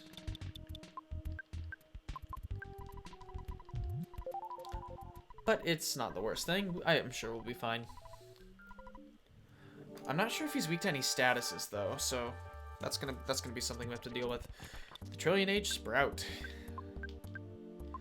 This guy's always weird. I love how he's just like a massive mobile sprout that's just yellow. I know he's weak to freeze because he's a plant, so that's good. Don't have any bottle rockets, but that's fine. One thing that actually really sucks about the first game is if you take out an enemy and you have multiple characters attacking it, they just lose their returns. Like, they won't automatically attack another enemy. So that's actually something that really sucks. So you have to actually be very thoughtful and plan out your attacks accordingly. Ooh, that's what I was worried about. Diamondization. That's what makes this guy so dangerous. Yeah, I can see that. This looks like fertilizer or something. He's got lips too, which is weird.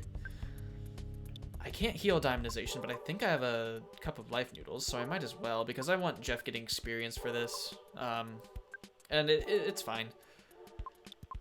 If I'm lucky, I can probably get him to solidify. Stall him out for a turn. Oh, sweet, lucky me. Okay. Very good. Hypnosis paralysis. I don't have brain shock. And I don't know if it would really be that useful. So, yeah, I'm probably just gonna keep using, well, actually, I'll try Flash and then I can keep using Rocket until we take him out. I just really hope he doesn't use Diamondize again, because that just sucks. Diamondization is the worst. And he's got a Psychic Shield. Right. That was well timed on his part. I don't want to waste anything with the... I don't know. I just want to get his shield out of the way, because then I can actually start hitting him with stuff. Of course he did. Okay. Well, that's what Thunder's for.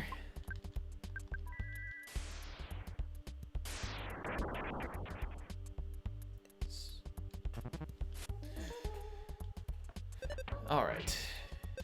I actually thought it would hit through the shield too, but I guess it just removes it and then you have the chance to hit it again afterward. I just missed the first time, which is unfortunate, but gotta roll with the punches.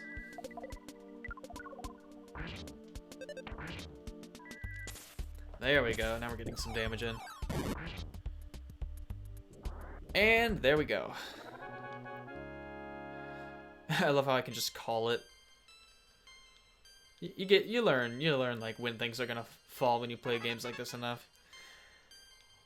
I actually don't use PSI Shield very much, but it's nice to have, I guess.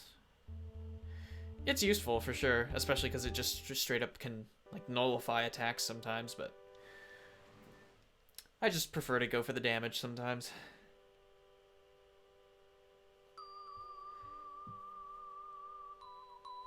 I always thought this melody sounded weird.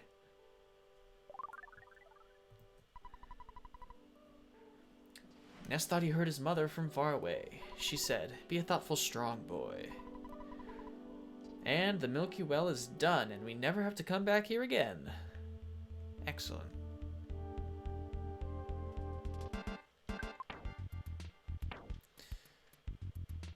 Yeah, we're in good shape, and we get a free walk out of here, so I will gladly take it. I don't even want to bother fighting these guys. Maybe if there's like one of them, but screw the mushrooms though. We're not bothering with the mushrooms. Even in real life, I never bother with mushrooms. Do not like the taste, and probably never will. Oh geez, there's so many of them. At least we get an opening attack. Might as well nuke them.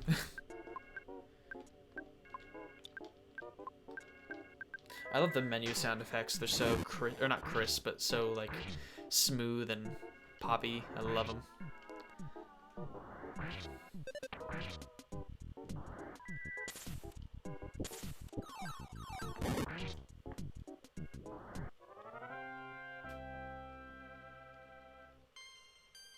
Level 28.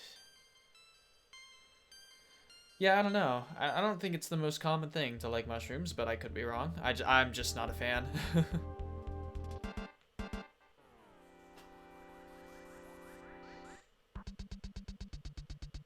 I don't even like the smell of them. I just can't stand it.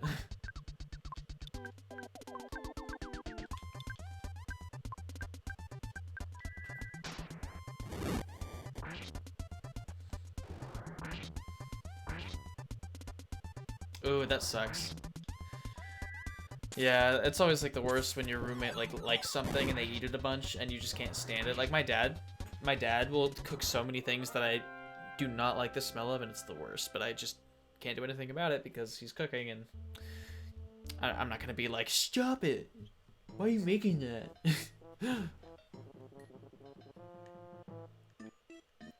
Oh, I love rice dishes.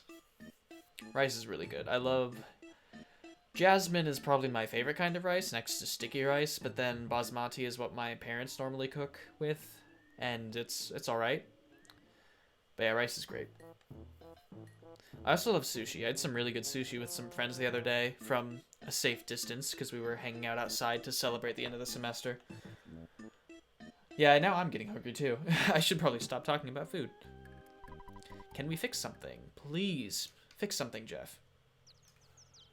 Oh, I think he can here. I've seen him do it, but maybe he's just not feeling it.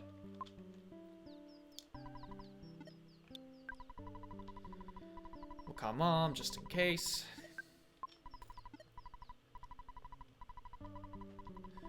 And we have a decent amount of money here, so we should be good.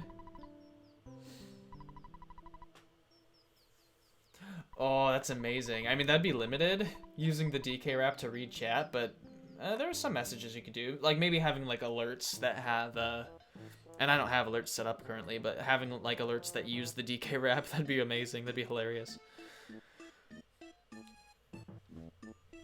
Gilva Sunner has some really funny, or Siva Gunner has some really funny DK rap mixes, because you got all those meme songs. They're hilarious.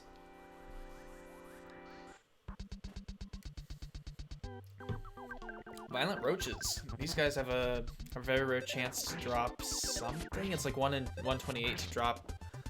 It's either a bomb or like a protein drink or something. That's probably wrong, but I don't know. One of the rarest items you can get is a Horn of Life from the Manly Fish's brother, because you might not even encounter the Manly Fish's brother. And that's a 1 in 128 drop that is basically the death of all 1 in 128 runs, because that is a thing that people do, and I don't get why, but I could have the patience for that, but I'm not looking to commit to something like that because that's just too long. Somebody got the DK rap to read the entire script of Steamed Hams. Oh, that's amazing. I didn't really get the Steamed Hams meme much because I didn't actually watch that show, but I mean, I'm sure it's funny for the people who get it. Also, I have actually gotten the Gutsy Bat before, and it took me 4 hours with speed, with the speed up button on my emulator, and it was a grind, I'll tell you what, but it's a powerful item, but definitely not worth it. I would never grind for that again.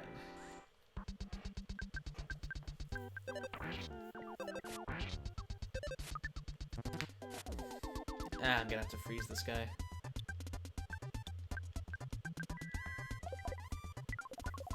I don't know what it is this time around. We're all just having some issues. Yeah, Gutsy Bed is it's so obscure. Not even obscure. It's well known for being like so uncommonly obtained. And there was actually a big issue with old players guides because they showed people getting it from the Krakens in Magicant, but you actually get it from the Krakens in the Cliff That Time Forgot. And so it's like so many people probably spent a lot of time grinding and resetting their console for something that they'd never get. So yeah, it sucks. There's that, and also the fact that the Sword of Kings is really not that great. I mean, it's some offense, which is nice, but honestly, Pooh's fine without it, and with the amount of time you take to get it, like it's also another one of those grinds that can be a pain in the ass, but like it's part of the experience. So I normally do it anyway. The Cave of the Past is definitely creepy. it's abstract and I like it, but it's definitely unsettling. Like that whole ending part of the game it's definitely a whole change of mood. And 3 is free and the music is great. Oh, I love it so much. And everyone's like thanking you. They're like, "Yeah, you did it." Also, now we can go and get a magic truffle for free, so I'm gonna go and do that.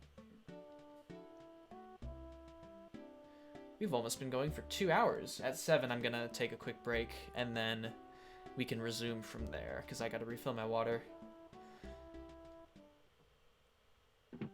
The bitrate's been good. I'm very pleased. I'm very pleased with that. Okay. What was I doing? Oh, yes, hospital. Gotta go to the hospital. This is one of those, like, super obscure things that a lot of people don't know about, but, it's cool to show it off, because it's very useful. Oh, no, please. You guys can head out whenever you want. I don't know how long I'm gonna stream. Maybe until 8, because I've still got some things I want to do, but whenever you're comfortable, as long as you enjoyed the stream, then I'm glad you were here. And even if not, I mean, your viewership is appreciated. Shyness's sprite doesn't have any shoulder straps. Oh, I don't know. That's true, because he's wearing a backpack after all. I never even thought about that. Is it in here? No.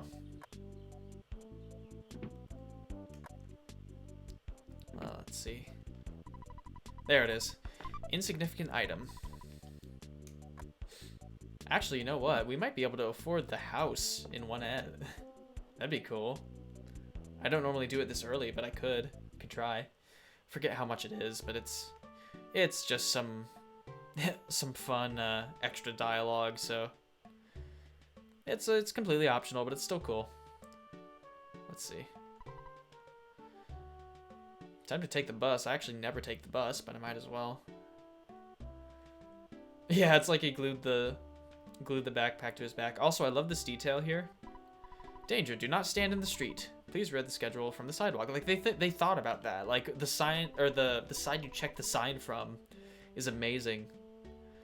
I love it. Also, this is a song you may never hear. Let's see. Finally, but the bus can make its full run to Tucson. It's gonna be 6 for each of you. Or 6 for the 3 of you.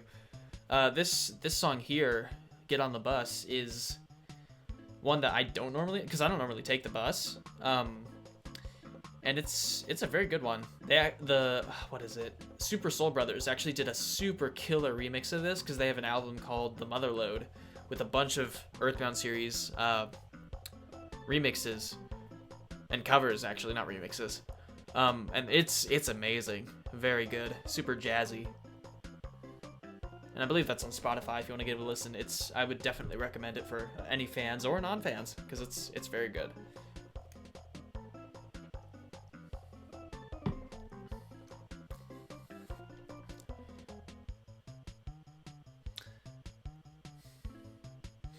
I love it. There's just no animation for it, but it's great. Yeah, no, I don't really take the bus either, because I mean, what, like, you maybe would take it to try to get to Threed, and then like by the time you're at Forsyth, you already have teleport, so it doesn't really matter. Because at that point, it's just entirely pointless. Like that and ordering pizzas is something I just never do in this game. But it has its merits. Also, oh yeah, hospitals to the north. Also, Venus's mom. I always forget about that. I should go check that out just because to show that off. I'm not really like reading out a lot of the dialogue because I'm just like casually playing through. I would definitely recommend you guys all play this game yourself if you haven't already, because it's definitely good to like take in the world and see everything that's here, because it's so cool. Let's see. Yeah, I would definitely, if you have a Wii U, definitely try it out. I doubt you. I mean, like, there aren't too many people who have a Wii U at all, but it's on there, and if you want to do emulation, that's something you can. But I Can't really give you any websites how to do that because of how emulation is, but eh. Or you could spend $200 on an actual cartridge. But I would not recommend that. I think this is the guy. There it is. All right. And we got a magic truffle, and you get to learn about the Scaraba, which is a place we won't be going for a long time.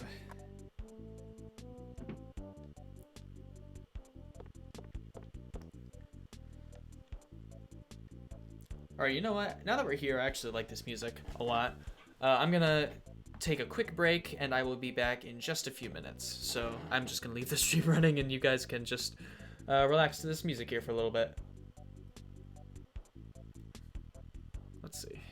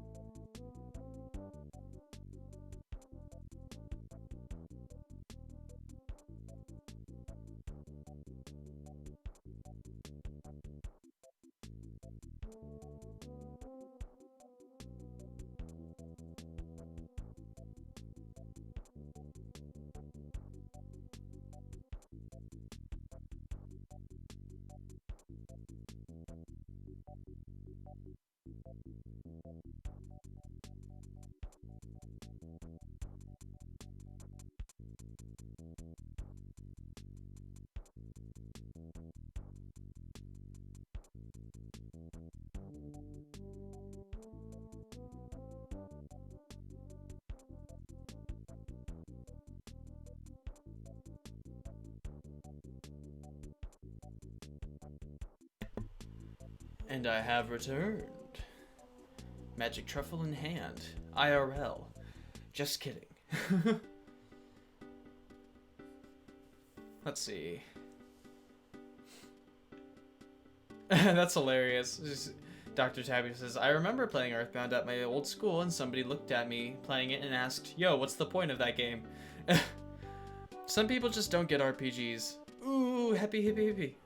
Hippies. Oh, okay, we're too strong. I guess we'll never get to see. Well, we could still. That was a New Age retro hippie, one of the more memorable enemies in this game. Let's see. Yeah, that's a pretty funny anecdote there, though.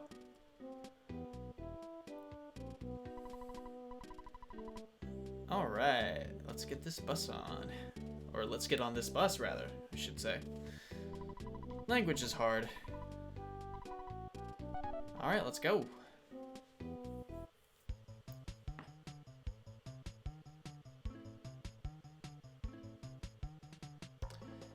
Underrated enemy in this game? I can think of some obscure ones. Maybe not underrated. Let me think about underrated. I think the Ego Sphere is pretty good. That's pretty hilarious. Pretty funny enemy. What else?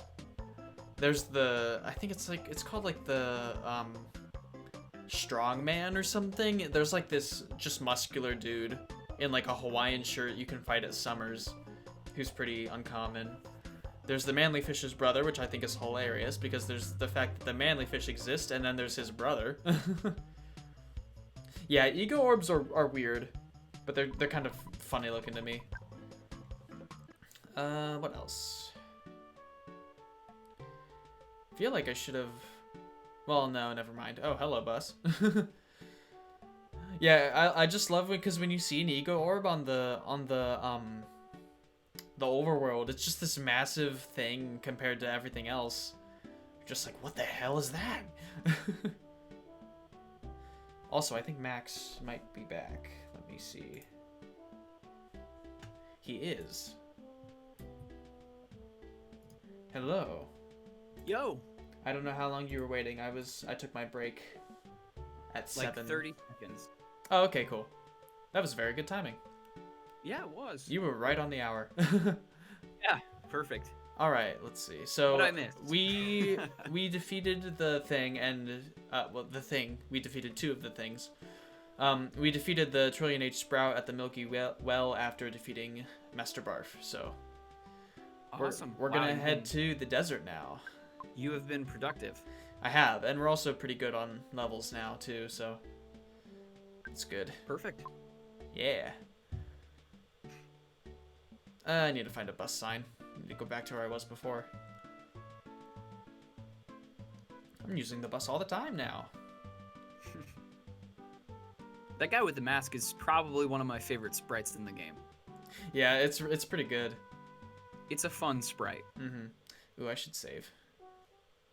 We were talking about some of the most underrated enemies in this game. Do you have any that you remember that you would say are underrated or obscure? Oh man, that's a good question. 'Cause there's so many.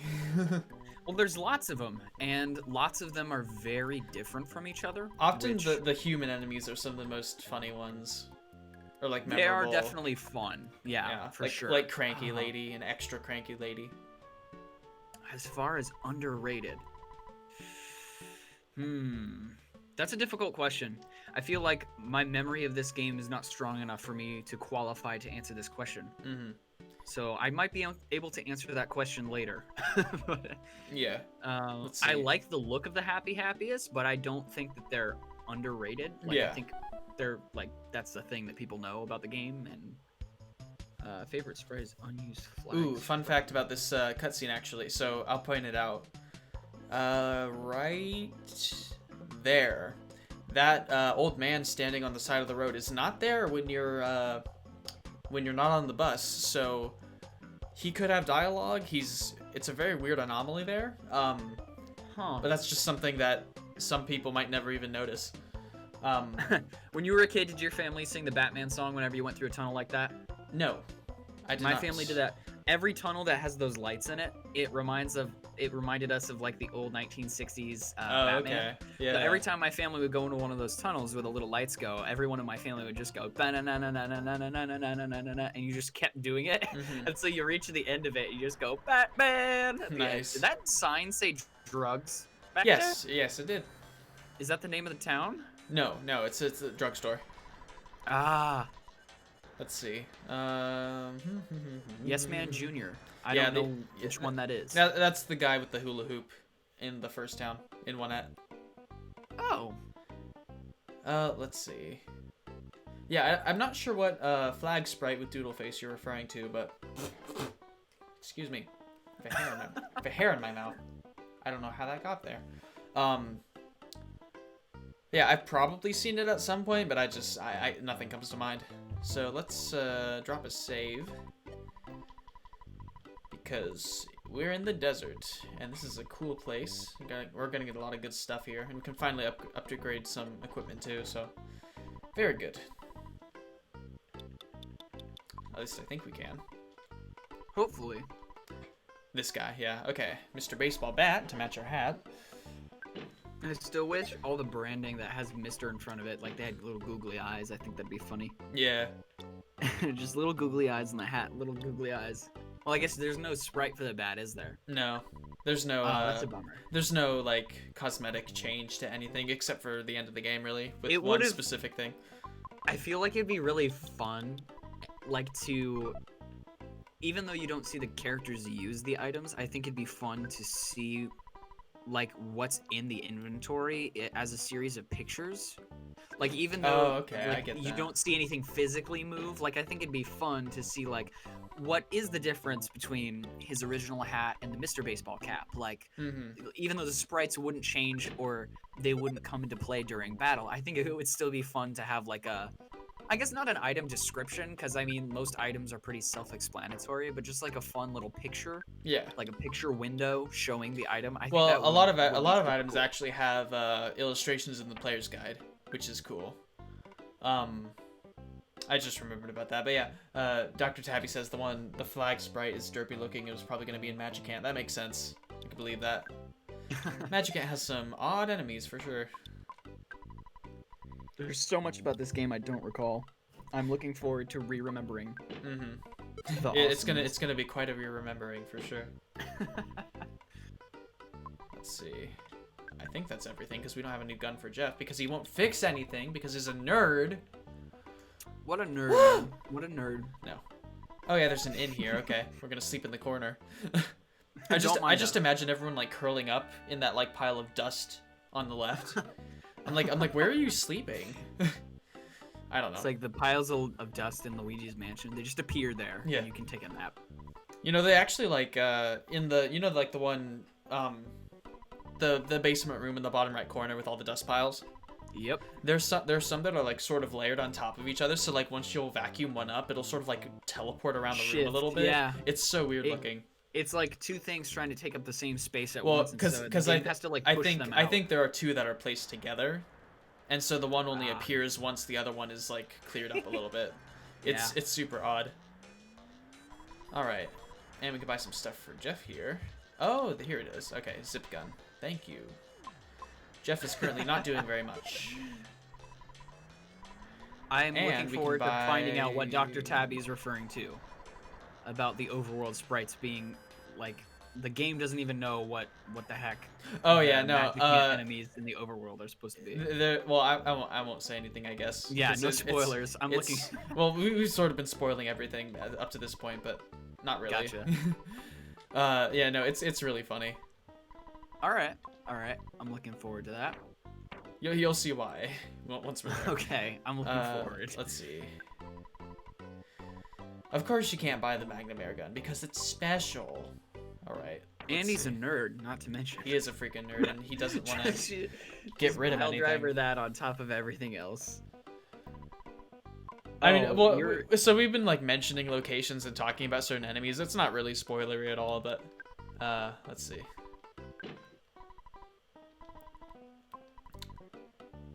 Okay. Broken spray can go into the trash. I wish it was this easy. You just show up somewhere and be like, "Hey, buy my junk." Okay. This store owner is not an adorable dog, so I don't care what they're selling. Oh yes. Dogs sell the best items, after all. Dogs sell some good items, but Yes. random guys who work at a hardware store sell useful items as well. Mm-hmm. Like shovels. Shovels. That can be set on fire with magic. Mm-hmm. All right, and 3, 2, 1, 0. Where is he? Come on. Escargo Express. You're not supposed to be actually escargot. Maybe I have to go off the road. No. I don't want to get heat stroke though. These are the sacrifices that must be made. All right, you know what? Screw them. They'll show up when they show up. Escargot Express. Mm-hmm. Because I need them to pick up one of these items here. Oh, weird. The mole didn't show up. I'm okay with that because I want to make an enemy called the self-entitled doormat. That's great. that would fit. That would definitely fit in this game. Probably 7 years ago, someone Smash. stole every doormat in my neighborhood. Are you serious? Except For their collection. Because our door is far enough away from the front of the house. Like, it's not like the other houses on our street where you actually have to walk up onto our porch and come forward to get to the door. So they were probably intimidated by that. And my next door neighbor, Jody, found all of them piled up in someone's driveway, who was not the culprit. Huh. So they just snagged everyone's, piled them all in someone's driveway and ran, I guess. Which, I mean, of all the pranks that could be committed, that's, like, relatively tame. Like, it's still not okay. That's pretty good, it though. It could have been worse. That's pretty funny. That's such an odd that everyone one. had to, like, sift through to find their doormat. Yeah. That image was just sort of funny. That is pretty funny. Let's see. I think that's everything. And take the Magnum air gun. Don't ask what it is or why we have it. Don't worry. Alright, let's see. Where's the sesame seed? I want to talk to the sesame seed, but we can also talk to the bones. Ooh! These are the important questions. Oh, I need that worm. Need to fight that worm. I'm just freaking out because of the rare enemies. Double teamed. Yeah. This isn't good. The scorpion starts talking as. Oh, yep. Let's see. I'm gonna use thunder. I don't normally use thunder enough. Why not? That UFO is so adorable. It is. It's the cute little UFO, after all. Oh. Like I said, it reminds me of some of the enemies from Super Mario Galaxy, like the top. Yeah, those little top things. I know exactly Some of what you're them talking are about. so annoying, but I love their design. Yeah, they're cool. It's so Ness, simple. Why? How is Ness homesick again? Are you serious? I've gone entire games without getting homesick, and he's done it twice. He did it right when you were off screen. Sorry. I'm here, so. Well, I was gonna say you weren't there the first time, though. Well, it's residual. I guess. Hey, we got the worm. Oh, we have to fight the worm. This might be bad. These guys are actually very annoying they're very dangerous if you fight them legit. Normally you just kill them because you're too strong, but... Whoa, look at this little friend. Yeah. I love the white gloves. So Akinator, you know what I'm talking about? Yes. Akinator will actually guess what this is, because I had that and it figured it out. I was very surprised. Really? Actually, no. It was Metal Slime from Dragon Quest. Wow. But still, something that I did not expect. I did not understand what that name meant, or like, I didn't get it until like not that long ago. It's like About, a Baconator. Yeah, something being akin to something else. I didn't understand that was the point of Akinator. I pronounced it Akinator because I'm an American. Yep. We love our harsh vowel sounds. Yeah. And Much, I don't. I still think it would have been so amazing if, like America, which is named after a map maker, would have been named after some combination of Norse and Native American. Because that word would have been so freaking cool. That's true. Because, like, if you think about it, that's really what it should be. It should be one of those two. Yeah. Like, some combination. The Vikings who were here first. Well, first to discover the people who are living. Yeah. They didn't as far survive. as explorers, no. Although there are, I'm not sure. Like, people have to check me, like fact check me on this. But there are some really cool structures along the East Coast that the Norse built that are basically calendars. Ooh. Like they're like cylindrical buildings that have strategic holes placed in the sides. So wherever the sun and moon shines through, it like marks solstices. That's so cool. And there are like Norse structures that are along the East Coast. Like I should build one there's of those. at least one. I don't remember what it was called. I don't remember much about it besides that it was some sort of a Norse calendar building that That's cool. tracked light, and it's probably not very accurate. Like, there was probably some glaring error with how they did it, but still, that's super cool. That is impressive. All right, I'm gonna take out the scorpion because I don't want to get poisoned. Poison. I actually like the design of the scorpion. They're very Actually, cool. Very no cool. lie. I Ooh. like how they give it a little eager. Yeah, eager face. he's happy to see you and poison you. Pinch you. Got my gross little crab claws. Dude, sea creatures are so like Creepy. they're just big bugs. They're just big bugs. They are just big bugs. They're like They're the bugs water- that did giant, not go onto land for food. Yeah, they're like giant water bugs. And it's like every time you see a crab or a lobster, I'm just like, wow. Yeah, That's yeah, cute little UFO is adorable. it is. It's such a simple sprite, but it's so cute. Mm-hmm. All right. Having like heat exhaustion when you step onto the sand is actually like a really fascinating mechanic. It's a very cool, very real It's world probably sort of thing. like yeah. The what is Obviously it? it's inconvenient in some ways, IRL but, like, it's a though, cool thing to heat add. stroke is actually like super dangerous. Oh yeah, yeah. It's crazy. Hey, there's the sesame seed. I had a friend collapse from heat exhaustion at Boy Scout camp many years ago. He Ooh, was really? inside too, but he was just so dehydrated Oh yeah. that he That'll do full-on it. collapsed. Yeah. Yeah, Yeah, they it warn was- about that, like, because we learn a lot about safety with like film, because we have like a whole production class that's based around safety, Right. and like protocol and stuff, and that's one of those things they talk about is like, hey, make sure you're not dying on set.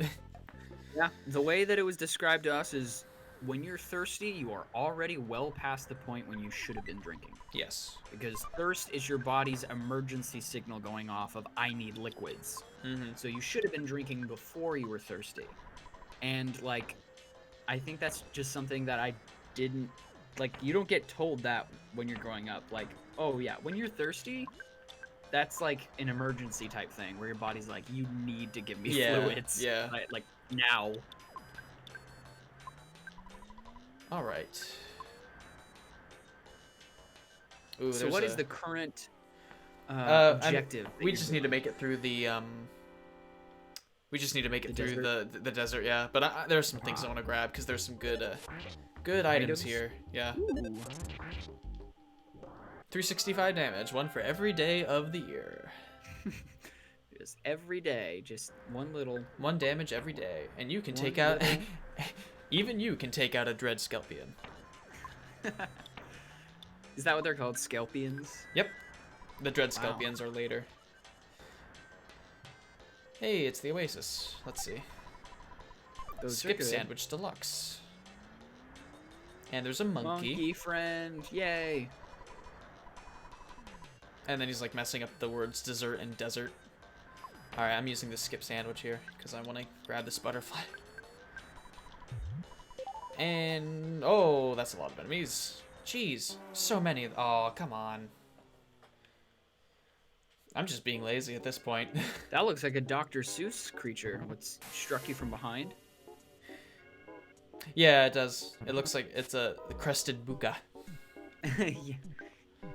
You know, looks just like like just something- like those normal things in real life.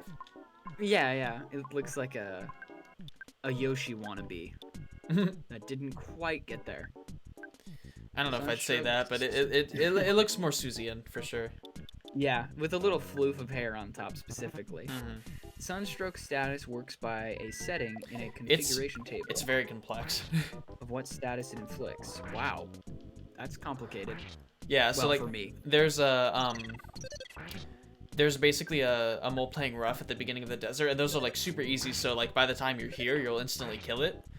But it's set there so that once you get off of the bus you'll actually get heat stroke, because if it isn't there, you'll just never get the status by normally walking through the desert. It's very strange. Also, come over here. Get over here. Get over here. Yeah, generally sticking to the middle of the desert can be pretty bad because of how many enemies can spawn. But, Because the enemies that are above and below, they Like, can they will can join both they get can join aggroed. in. Yeah. yeah. And then there's just these people who are just baking themselves alive. I would hate that because I burn in like 5 minutes outside. I can't even imagine. Ugh. Yeah, I can, And I I'm going can't out even... west this summer for vacation, so that's gonna go well. Oh, fun! I mean, it more might not burned- happen. Who knows? I got more burned than I ever have when I went to the coast, to the west coast. Like, yeah, it's Sunland. since I don't go to the beach often, like the whole concept of putting on like suntan lotion, that's not a problem. The thing that I'm bad about is reapplying it after I get in the water, because I just totally forgot about that. So I thought I was fine until later, and I was like, holy cow, I was like red as a lobster, like, for days. And I can't even imagine what that's like for redheads. I feel so bad. Oddly enough, I went to North Carolina last summer, and I didn't even, like, I think I maybe burned a little bit, but I hardly did, and it was like a miracle. I'm like, seriously, how did that you have a not bunch happen? of cloudy days, but like, right? Yeah. That's well, good. I mean, we had a fair share of both. But yeah, it was just crazy. I'm like, how did this not happen? Gotta get yourself one of those little umbrella hats that you strap to your head. Yeah. Because that makes you look real official, real touristy. Hey, there we go. Finally fixing something. Oh, this is the slime generator. I don't use this very much, but slime generator. Yeah, it'll get an enemy stuck, basically. Oh. Sort of like what freeze can do. It just immobilizes them for a turn. You didn't miss much. Uses that? Jeff. Jeff. Our returning champion, Jeff. Jeff. I love that so much. It's a good video. I'll take Jeff for 300. Jeff. Dr. Tabby says, I had to reload the stream. What I miss, and we reply with just Jeff. Stuff. Just Jeff. Yep. only Jeff. Instead of only Monica, only Jeff. I forget what video I was watching, but it was like, Mario 2 is a reskin of Doki Doki Literature Club. I'm like, I don't think so. Hold on a second. Something's wrong about that. Actually. There's something shiny, hey, it's an exploding sphere. I want to go touch it. It's got a nefarious smile on its face. Ooh, this is a good battle theme, though.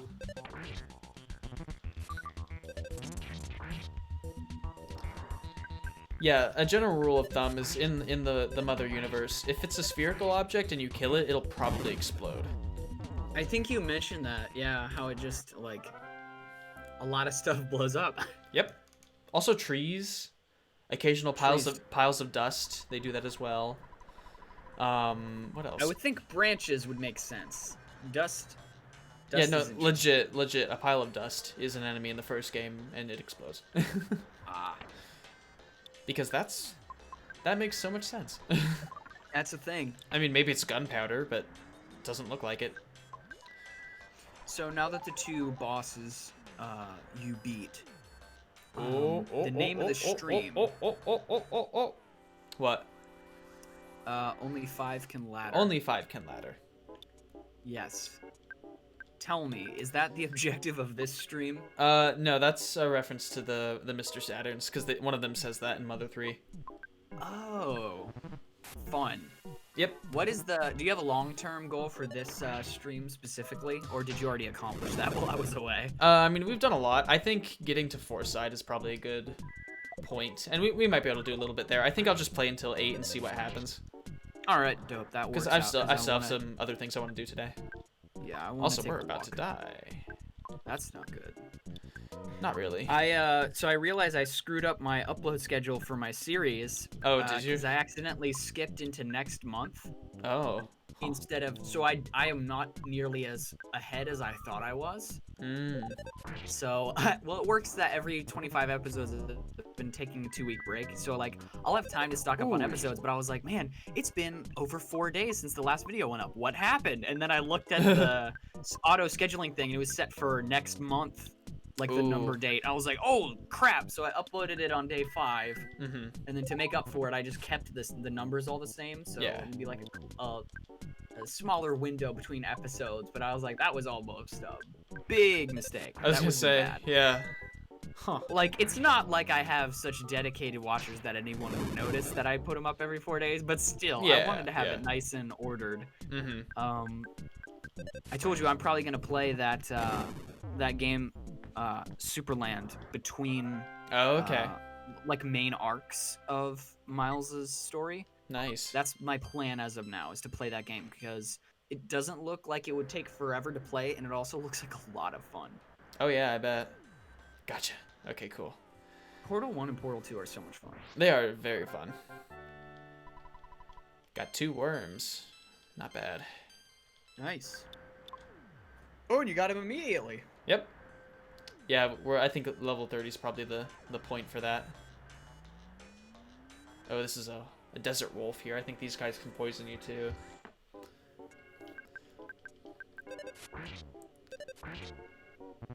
I don't think these guys are too bad though. Oh, that's a good sprite. It is. I like that I also didn't heal Paula, so she's dead now. It's fine. Ooh. Yeah, I just realized what you meant at the beginning of the streams of this game about having the red border around. Yeah, like it's very bad. I don't like how it doesn't looks. Look good. Yeah. Yeah, it looks a little too aggressive. And red's my favorite color, but it just doesn't exactly go with the more peaceful vibe between battles. Yeah. It looks like everything's an urgent, horrifying message. An omen or something. Yeah, it's like, oh, something evil. Yeah. Okay. All right, time to call mom because apparently every single minute this guy misses him. Her, rather. Evidently. Ness, grow up. You're like 10. 13.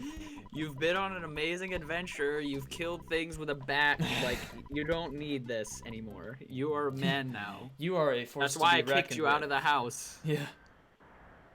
I love there's just a sign that says desert. It's like, okay, thank you for telling me what this is.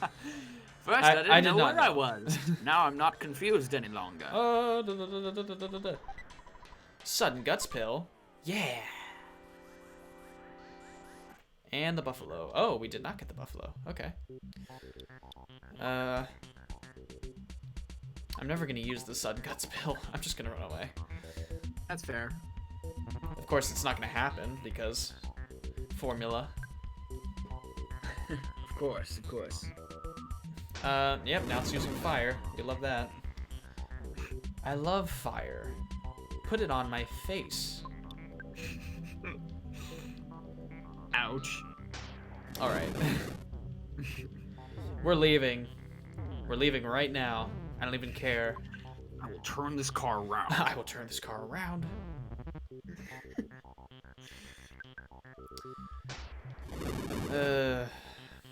This isn't good. This is less than ideal. Ness can survive. We're good.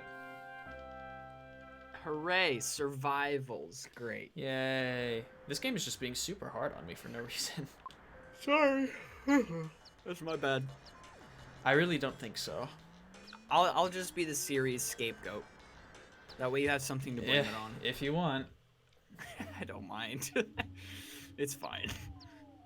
I don't need to blame anything.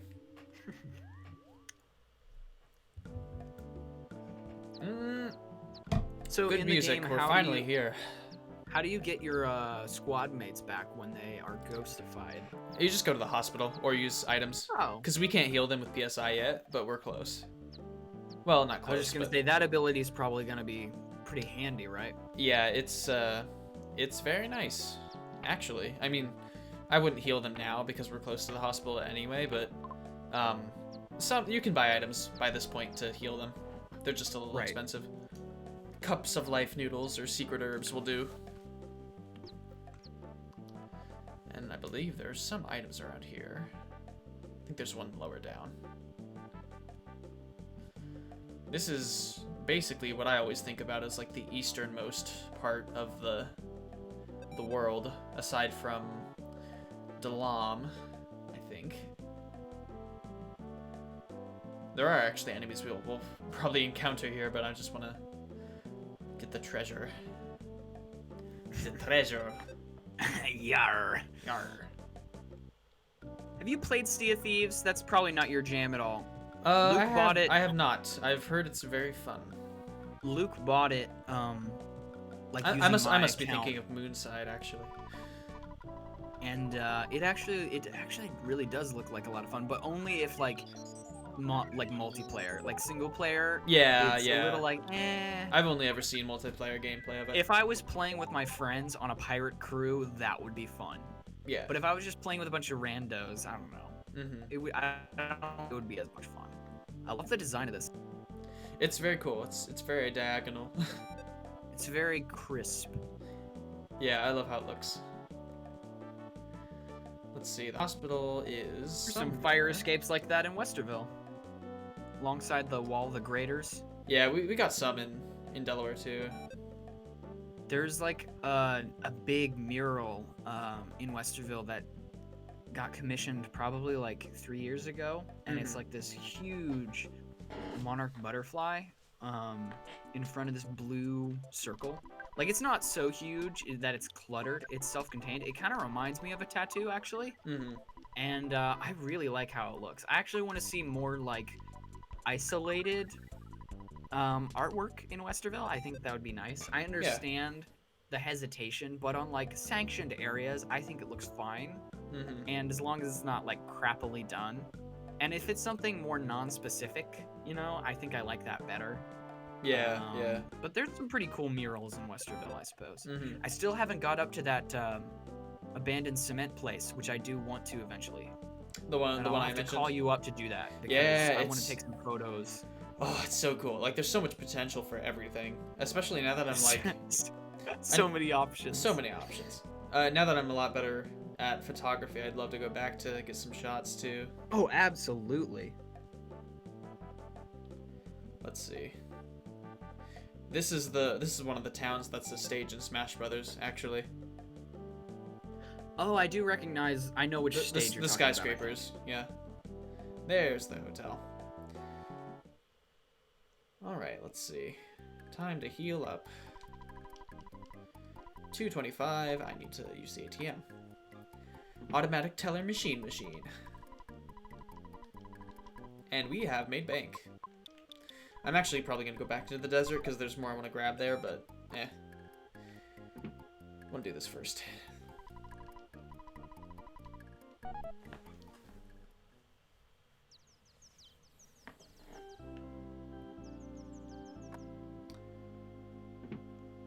Let's see. We'll check the newspaper. Why not? Today's headline. Over 70% of Forestside citizens support Monotoli. You can always get a bunch of, like, lore from these. Let's see. I'm checking something quickly. Alright. Gonna heal. Gonna call Mom. Gonna call Father. And we will be on our way. This is like one of the areas where I tend to get really confused because of like how much you do here, and you go back and forth in the desert a lot.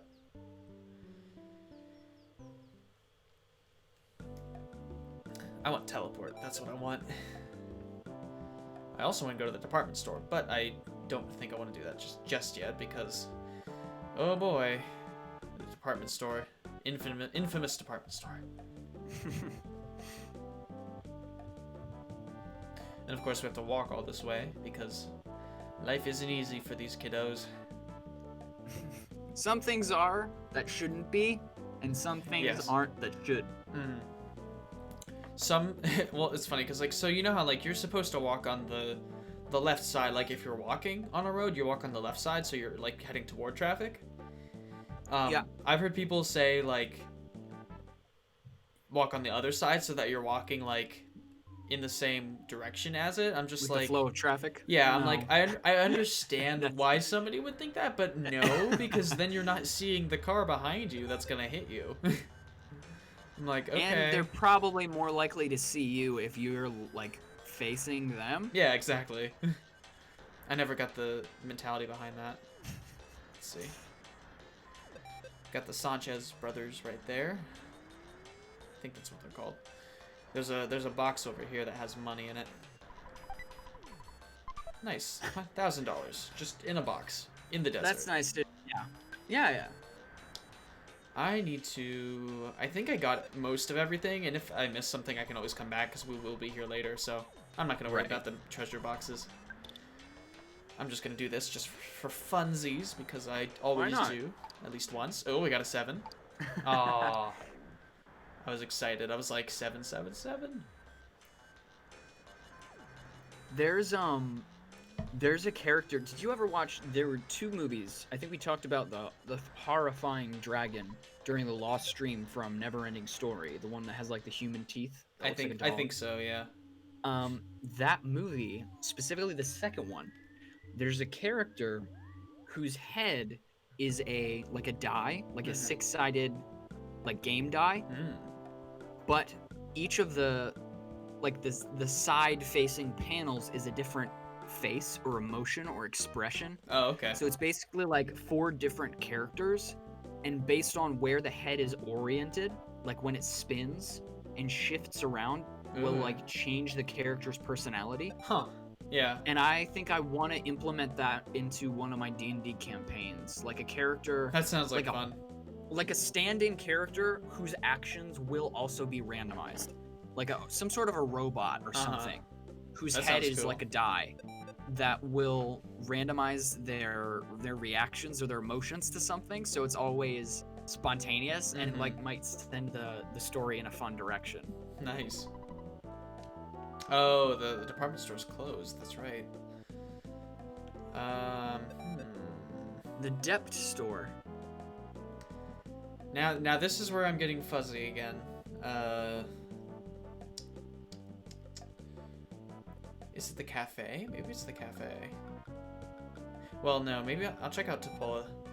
Check out the theater first. Dinosaur Museum, I didn't remember that. Yeah, you come back later to that. I mean, we could go now, but there isn't really much to do there. When I was little, I wanted to be an archaeologist. That was like the thing. Yeah, I feel like my brother did too, actually. It's a common thing. I had told so many people that when I was younger that as I got older, I was like afraid to back off of that. I was like, I have to be, I guess. 'Cause I've been telling people that since I was like 7. Guess I'm stuck. Guess I have to, I guess. Well, I mean, that's how it works, after all. Yeah, right. You know what? I'm gonna ask the hint man. Why not? Why not, indeed? $75? Okay, I was right, yeah. I do have to go to the theater. No, it's not. The cafe's later. That whole drug trip is later. That's for a different time, kids. Of course. To Paula. There's one really cool thing you can... so, like, the Hitman always has, like, fun text. And there's one specific thing I want to show off. But it's not for a while, but it's a good one. Is it this Home Alone 2? Because it looks like you're getting directions from Donald Trump. I don't think so. He's in the second Home Alone movie. Oh, no, I know that, yeah. I've seen that. When I saw that the first time, I was like, what? Because, like, of course I didn't know who that was. Right, like, yeah. When I saw it, like, when I was a kid, and I'm just like, wait a second. Oh my Hold gosh, up. Runaway 5? Yep. Well, actually, yes! Not yet. I don't think. My favorite band of Oh, wait, all it time. is. It is, right. Venus is here later. I'm like, what am I thinking? All right. Yeah, these guys are having the same issue that they had in Tucson, where they're not getting the money because they got cheated. On the road, it's the band life, you know. Money's tight. It's hard. All right, time to relax with another show. Heck yeah. Kaboom!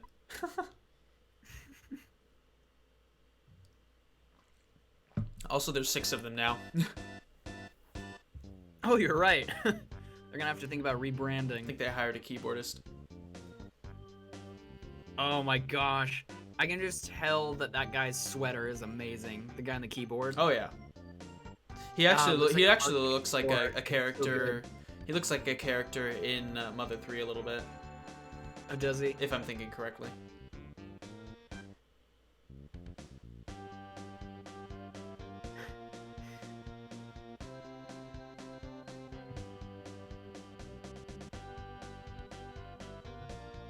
They got some moves, I'll give them that. Yep. And they're so cool, they have to wear shades indoors. Oh yeah, Those of course. stage- I can attest though, stage lights are freaking brutal. Like, Oh yeah. not just not just the heat that they give off, No, but no. also just like Looking at them, if having there's- them in your face. If there is any foot lighting at all, you cannot see anything. Mm-hmm. It is blinding. And I think I mentioned this. I have like transparent eyebrows, so like Yeah, they don't that's right. stop anything from getting through. Mm-hmm. So it's like all I can do is just like furrow my brow way over my eye socket, so that way I can protect my poor eyes, because my eyebrows do absolutely nothing to keep out the light and heat. Mm-hmm. So like during those performances, when I get up there, I'm just like, I cannot see anything. I'd like to do improv, but if I asked people in the audience to raise their hands, I wouldn't be able to see them. Oh shoot! At all. Wait, what? Oh, I guess they're doing it again. I've never done this before. Did you just restart the show? I did. Wow. This is an encore performance. It's just the exact same show. Yeah, I guess they didn't remove that flag in the game. That's interesting. I mean, I believe it. I wonder how many times you can do that. Excuse me. Oh, Just infinite. Infinitely. Yeah, I believe it. You just see the Runaway Five perform forever. It's like a Twilight Zone. Each time you step into the room, it's like you've never been back there before, and they're like, "Oh, we can't wait to start the show." And Yep. you're like, I was just in here. Mm-hmm. You can tell they developed this part later because, I mean, obviously, but like because of the audience members are basically just like built into the background. They aren't actually sprites, so that the game can like run properly for the scene. Yeah, that's what I think you mentioned last time, is that their other performance is so barren because like, and it would make sense. Yeah.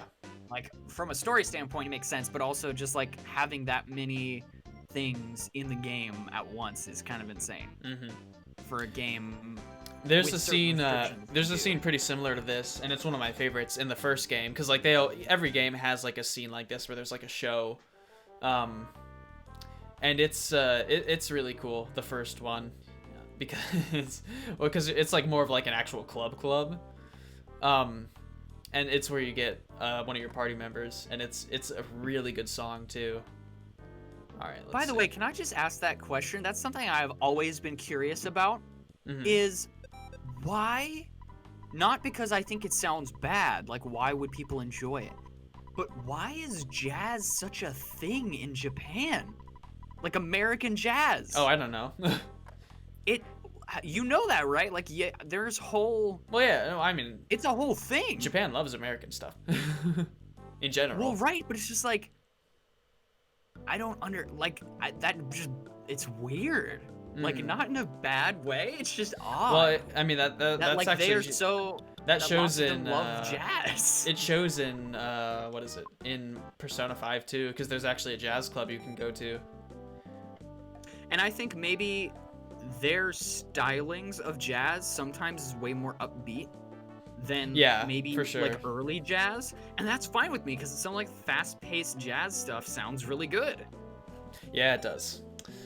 Where's the bakery? It's near the bottom, I think.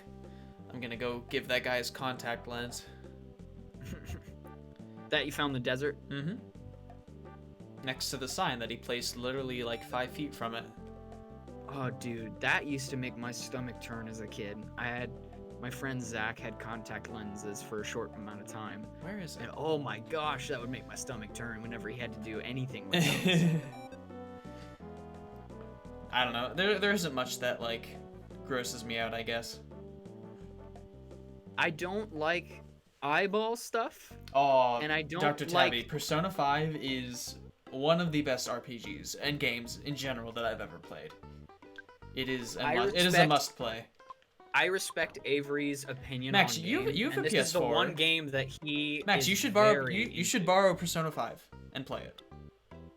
I think Jared told me about Persona 5 like a year and a half ago. Probably, when he yeah. Visited co-op one day. He was like describing it to me, and some of the elements of it sound very intriguing from a storytelling standpoint. Yeah, it's really good. The whole mental aspect is very fascinating to me. I think there's a lot of very interesting directions those sorts of stories can go. Oh yeah. If done properly. Because like any schmo can come up with like, ooh, it's all in a dream, it's all in the mind. Ooh. Mm-hmm. But Well, it's like, that's not exactly how it is, but right. But what I'm saying is like that sort of plot can get very old. Like it gets done. It can get done to death. Mm-hmm. But then you have like your Chris Nolans, and it's like, okay, I'm gonna like logic the heck out of this, but also use a lot of imagination and have things that make sense in it, but at the same time have so much fun just playing up the raw creativity of like the mind and what's possible when it comes to that sort of storytelling. Oh yeah, for sure. Oh yeah. Okay, so Dr. Tabby, I'm gonna explain this because it's like That's actually a good question because I kind of care about this stuff too. It's sort of complicated. So, individually, the Persona games they all have their own stories, so you can play anyone in order and you won't miss out on anything in terms of the story. So it's sort of like Final Fantasy, where like if you play 7 and then you play 8, they're completely different and it doesn't really matter. 1 and 2 are drastically different than the games from 3 onward, in that 2 is more of a direct sequel. But then the whole universe between the games is shared, and there's like a couple stories and maybe different themes that are shared between the games. Or not stories, but like a couple characters and general themes are shared between all the games. There's some overlap at some points. And then all the personas are actually pretty consistent throughout the games. So you'll fight with the same like personas. But if you play 5 or play 4, like it doesn't really matter. So I would recommend 5. It's probably one of the most friendly to new players. And it's not to say it's super easy, but it's very good. So you can play anyone you want. If that answers your question, which I believe it should. That's good, because that's something that I have to walk such a fine line, because like I've mentioned this before, I don't have like OCD when it comes to that sort of stuff, but there are some things I just like to have the whole experience of. Yeah. And people will be like, you don't have to watch them in order, you don't have to play them in order. It's like, I know, but it's like you feel out by missing something. It's not like that at Persona. Like they reference each other. Like you'll see like in Persona 5 there's like a poster of one of your party members from Persona 4, but like that's it. Like you're not gonna miss anything major. Right. It's like little references. To be more specific, people who have tried to convince me to watch Doctor Who. Yeah. And they try very hard to convince me, you don't have to watch the black and white stuff. No, you don't. Here's my problem with that. When you name a character by number, and there is progression, and there is shifts and transitions in a character, and the number is changing with them, I just don't feel okay. What I would do is watch. What you should do is watch from the reboot, like the BBC reboot onward, because then that's what people keep telling me. Yeah. But that's my problem though. Is like if they had done a true reboot, and the 2006 one was the new first Doctor, that would be different. But since people say, oh, it's like new, but the problem is that it's a continuation of the story because they picked up the numbering sequence. Yeah. And that sort of thing bugs me. Like the Persona 5 games is different because for the most part they're completely self-contained. But when you have numbers to things, that's what bugs me. It's like, to characters at least, not games necessarily, but like character. I don't know. That sort of stuff is a little bit like, I feel like I'd be a poser for that. Unless I watched through everything. Not because I need to know everything about it, but just like I would not enjoy watching the 2006 one if I knew that there was stuff that came before. I don't know if that's totally fair, because it's like, it's so, like, I think the ones after, the ones in the reboot are like more so connected, when I think everything before it's very separate, because like the show's been going on since the 60s. Yeah. And so it's like, it's such a different monster entirely. And they shot those off into space Yes. Like the frequencies, I guess, of the originals, and they hit something out in space and bounced back. Ooh. And so they started like recording the lost episodes that were bouncing back. Nice. That's insane. Oh yeah, for sure. I'm sure the Whovians were excited about that. Mm-hmm. But yeah, no, definitely check out Persona, both of you, Dr. Tabby and Maximon, as you go by, or Sir Maxwell, whichever. I think I did that for Roblox. That might have been my username. Well, I mean, it's still your Minecraft username, right? Yeah, until I actually do the series. I was gonna say, because you can change it now, which is nice. Yeah, but isn't there like there's like a time, right? You can change it once every 30 days or something. Okay, so I'm not a JoJo fan. I don't really watch much of anything, but I mean, except for YouTube. I don't watch much anime, so I have no clue. I know they have like JoJo stands or whatever they're called, which they do compare them to, but I'm not one to say. I'm not sure, but I will say Persona 4 actually has a really good anime. That is one of the few that I watched because it's like super hilarious. I would still recommend playing the game though first. Also, we just got Freeze Gamma, and I'm really excited. What was that? You asked? Hooray! You were gonna ask something. I think. And it was about anime. I said I think I remember you telling me that. Yeah, there was a good anime based off of the Persona stuff. Yeah, it's really funny. I've heard 5 is actually like garbage, but I know that I know that 4 is good. Also, we can take out these moles in one hit now. So. What's with the number 3 behind them? They're all the 3rd strongest after all. Ah. That's the whole gimmick. Is like there are 5 of them, and they all think they're in the middle because of EarthBound. Gotcha. Yep. All right, IQ capsule. I learned my lesson. I should probably give it to Jeff. Jeff. But yeah, no, I've heard a lot about JoJo. I just don't like with when it comes to anime. Like I'm no weeb. I'm just like, oh man, I have no clue.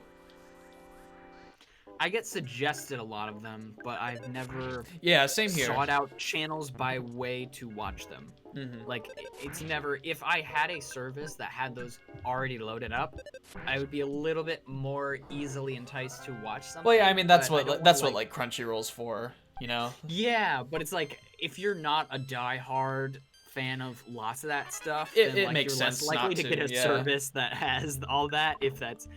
Unless you're there to like watch one thing, like me, where it would be like, I don't know well, if see, I should be. That's what I did with Persona 4 because the anime is actually on YouTube.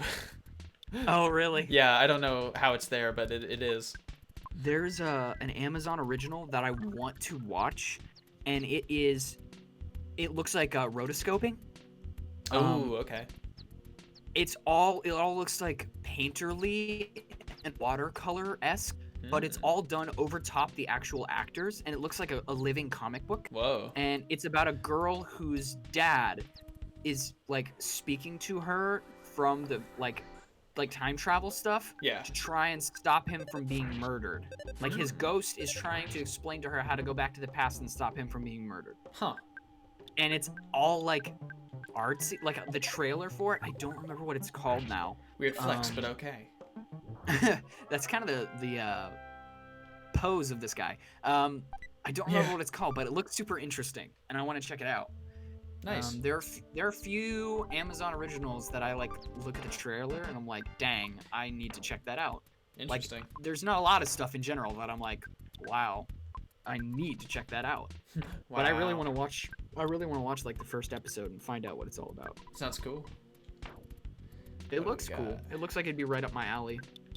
For sure. I'm gonna give Jeff like all the items for healing because that'll give him more to do. I'm probably gonna color a drawing this evening because for that action figure series that I've been doing, right, I'm incorporating the action figures that my friend Zach broke by giving them animatronic body parts for the stuff they lost, and they're all going to be in like a platoon under the command of this one guy. Oh. And that's the main character that I'm like finishing the art for.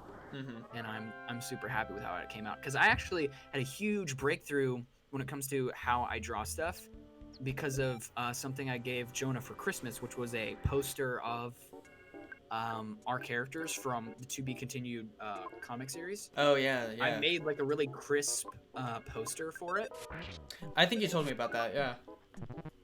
I was super happy with how it turned out, and I tried out a new style, and I really liked how it turned out. So I've been like, Nice. I've been trying that out on most everything, and I like how it ended up looking. Cool. I'll post it to Art. yeah. Very cool. I think people will get a kick out of it. I find I it was so super- funny because like Ben will just like post things, and I'm like, Yeah. dude, I've got like everything sorted out. There's like a channel for everything. And, I don't know. It's just kind of odd You to just me. post them everywhere. Yeah. Oh, what are you talking? I've never done that. What are you talking about? Yeah. Well, It's not like I post. You know stuff better to now. Context. That was my bad. I mean, I it is a weird misunderstood. idea, but like there are descriptions at the top of the Yeah. channel, so Whoops. reading is important. Holy moly. Maybe this game is deciding that it's pirated because I'm seeing so many enemies. Also, Nooseman. Nooseman? Mm-hmm. Pardon me? That's what it's called. Fascinating. Rated EA, everybody. Or KA, sorry. Kids to adults. Rated EA. KA, actually. It's an old rating that's 6+. This was rated E when it was released. I wouldn't necessarily say that's what would get it a higher rating, although that name probably would, not so the enemy itself. There are other things that are the reason this game has a T rating. Now, at least. Also, there are so many of them. So many. Really? What? There were a lot of them. A lot of what? Whatever you said. There are a lot of You said Noosemans. there was, yeah, Noosemans running around. Yes. There's a lot of them in the game. I mean, a lot in this battle. Ah. I'm just saying right now. I'm not saying in general. Oh. I'm like, Dang why, it, I'm they've like, why all- are you asking me? They're all here all at once. I was All of like, them. Like all of them that exist. Yep. I have all of them. I've attracted them all to my presence. All of them at once. So many. So many. Not options, because there's only one of them. But Oh. or there's okay. only one kind.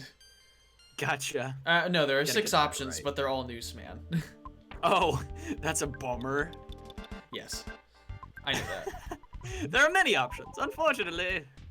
They're all Unfortunately, Noosemen. you don't have any. Unfortunately, they are all dead. So, Brr, brr, whoopsie brr.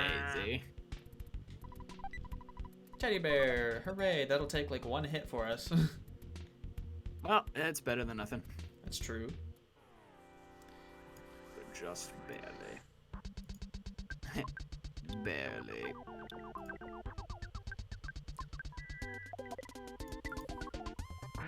Is that a JoJo pose? I do know that what? much. The JoJo pose. Oh. That's like a JoJo thing. Ah, I wouldn't know. Like I said, wouldn't either, that- but I know that much. You know, Because I've seen that around. you know worlds more than I do about such things. Sort of. Sort of. Well, like that's not a high bar to Oh, step yeah. over. Yeah. It's just like not the style that I'm used to. Mm-hmm. I reserve all judgment because I really haven't. The only style I've seen was Americanized anime like Huntic, and then like the 2nd season of Chaotic. Oh, okay, yeah. So it's Americanized, so like English voice actors. Yeah. I mean, some of it is very anime. Like some of the reactions and the poses, I'm like, oh, wow. But it's still like pretty Americanized overall. Like, Yeah. you know.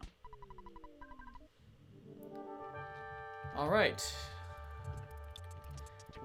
Now you should never just start hitting these guys or fire bottle rockets because they have shields. So just use oops. The mole guys. Yeah, so just use freeze and it takes them out super easy. Oh. Let's see.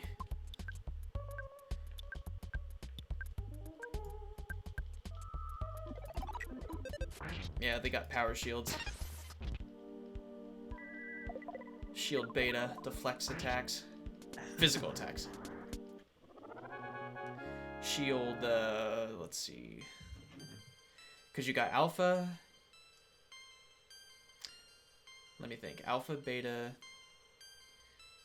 sigma, and omega. Shields are confusing in EarthBound because they're like 2 different types, but also there are 2 different. So you've got like. I'll just open it up. So, let's see. Status, PSI. So you got shield. So you have PSI shield, which is different from just shield. So PSI shield will defend from PSI. And so you have alpha and sigma, which are just normal, but then you have beta and omega, which reflect PSI. And then Ness has just shield, which is alpha will just shield, and then beta reflects physical, and then the sigma and omega versions are for the whole party.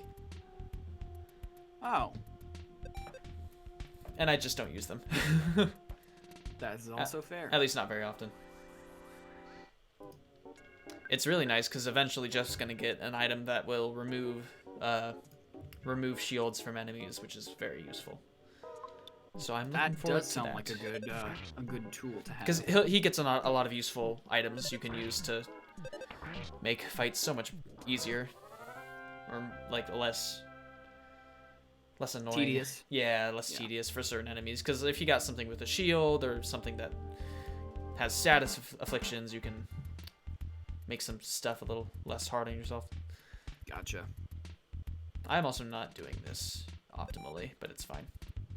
Ah, well. Secret herb, that's useful. Secret herb? No. Just, no. No. Not at all, no. Dirty socks. Give them to Jeff. My favorite. He's a nerd. He can have the socks. Just dogpiling on Jeff. Yep. Poor man. Jeff.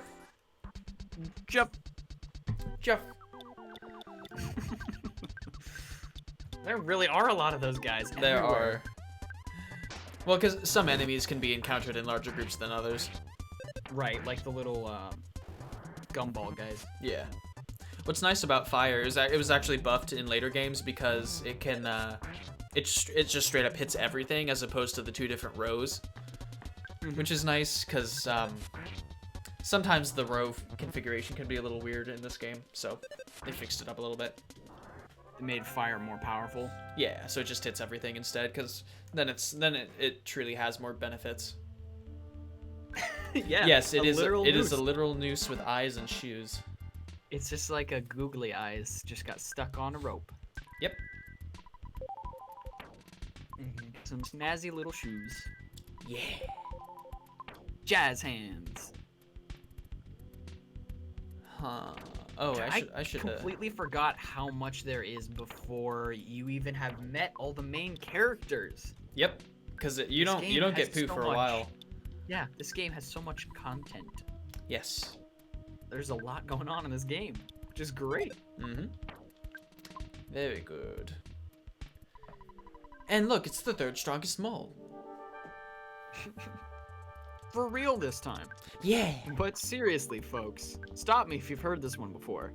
3rd strongest mole. I guess I'll try the slime generator, because why not? Yeah. If I even get a chance. Yeah, it didn't work. Oh well. Star-nosed moles do look like they're from space, though. They do. Did you ever watch, oh gosh, that movie? I think I know what you're talking about. City of Ember? Okay, never mind. I have not. Or it's been a long time. Oh my gosh. There's like, oh gosh, I don't want to get into spoilers. The main premise is that there was some sort of an apocalyptic event on the surface, and so mankind, the best like architects and scientists and all these smart people got together. They built a and tree made house. like an underground. They built an underground tree house called Ember. Excellent. And it's just like this whole underground society. But because of whatever weird event happened on the surface, animals have grown to weird sizes. So like there's giant moths, Okay, I've heard of this. Yeah. giant star-nosed moles, Fun. and like the dictator of the city, who's played by Bill Murray, he's like this crooked mayor who's been like they're having a food shortage, and As you do. the entire purpose of them being down there was to safeguard humanity until it was time to leave. And the mayors were supposed to hold on to this box, like a time capsule that would unlock and give them the instructions on how to leave and like live life on the surface again. And the female protagonist, one of her ancestors was a mayor, and he died, and the box disappeared. It never left their house. It got like lost in the shuffle, because there's been so many mayors since the first one that like nobody knows what the box was for, and it like secretly unlocks while it's in their house, like many years later. And the current mayor wants to keep his position of power, so he doesn't want anyone leaving. Like, Yeah. he's fine where he is. He's got everything he needs. He's in charge. He has all the food to himself, and so it's not a problem for him. But everyone else is running out of food because this massive generator that powers the city is breaking down, because it's been over how long they were supposed to be down there in the first place. And so like this massive furnace-like building that's just like a superstructure for generating power, it keeps on shutting off, and the amount of time that they have to go without power keeps getting longer and longer and longer. Yeah. And the two main characters, it's basically their journey of trying to escape and get to the surface. Cool. And there's a giant star-nosed mole hiding out in like the mayor's pantry. And oh my gosh, if it is not the most disgusting, horrifying thing. Oh, I bet. Because like something that looks that scary when it's small, imagine that, but like a bear. It's horrifying. Wonderful.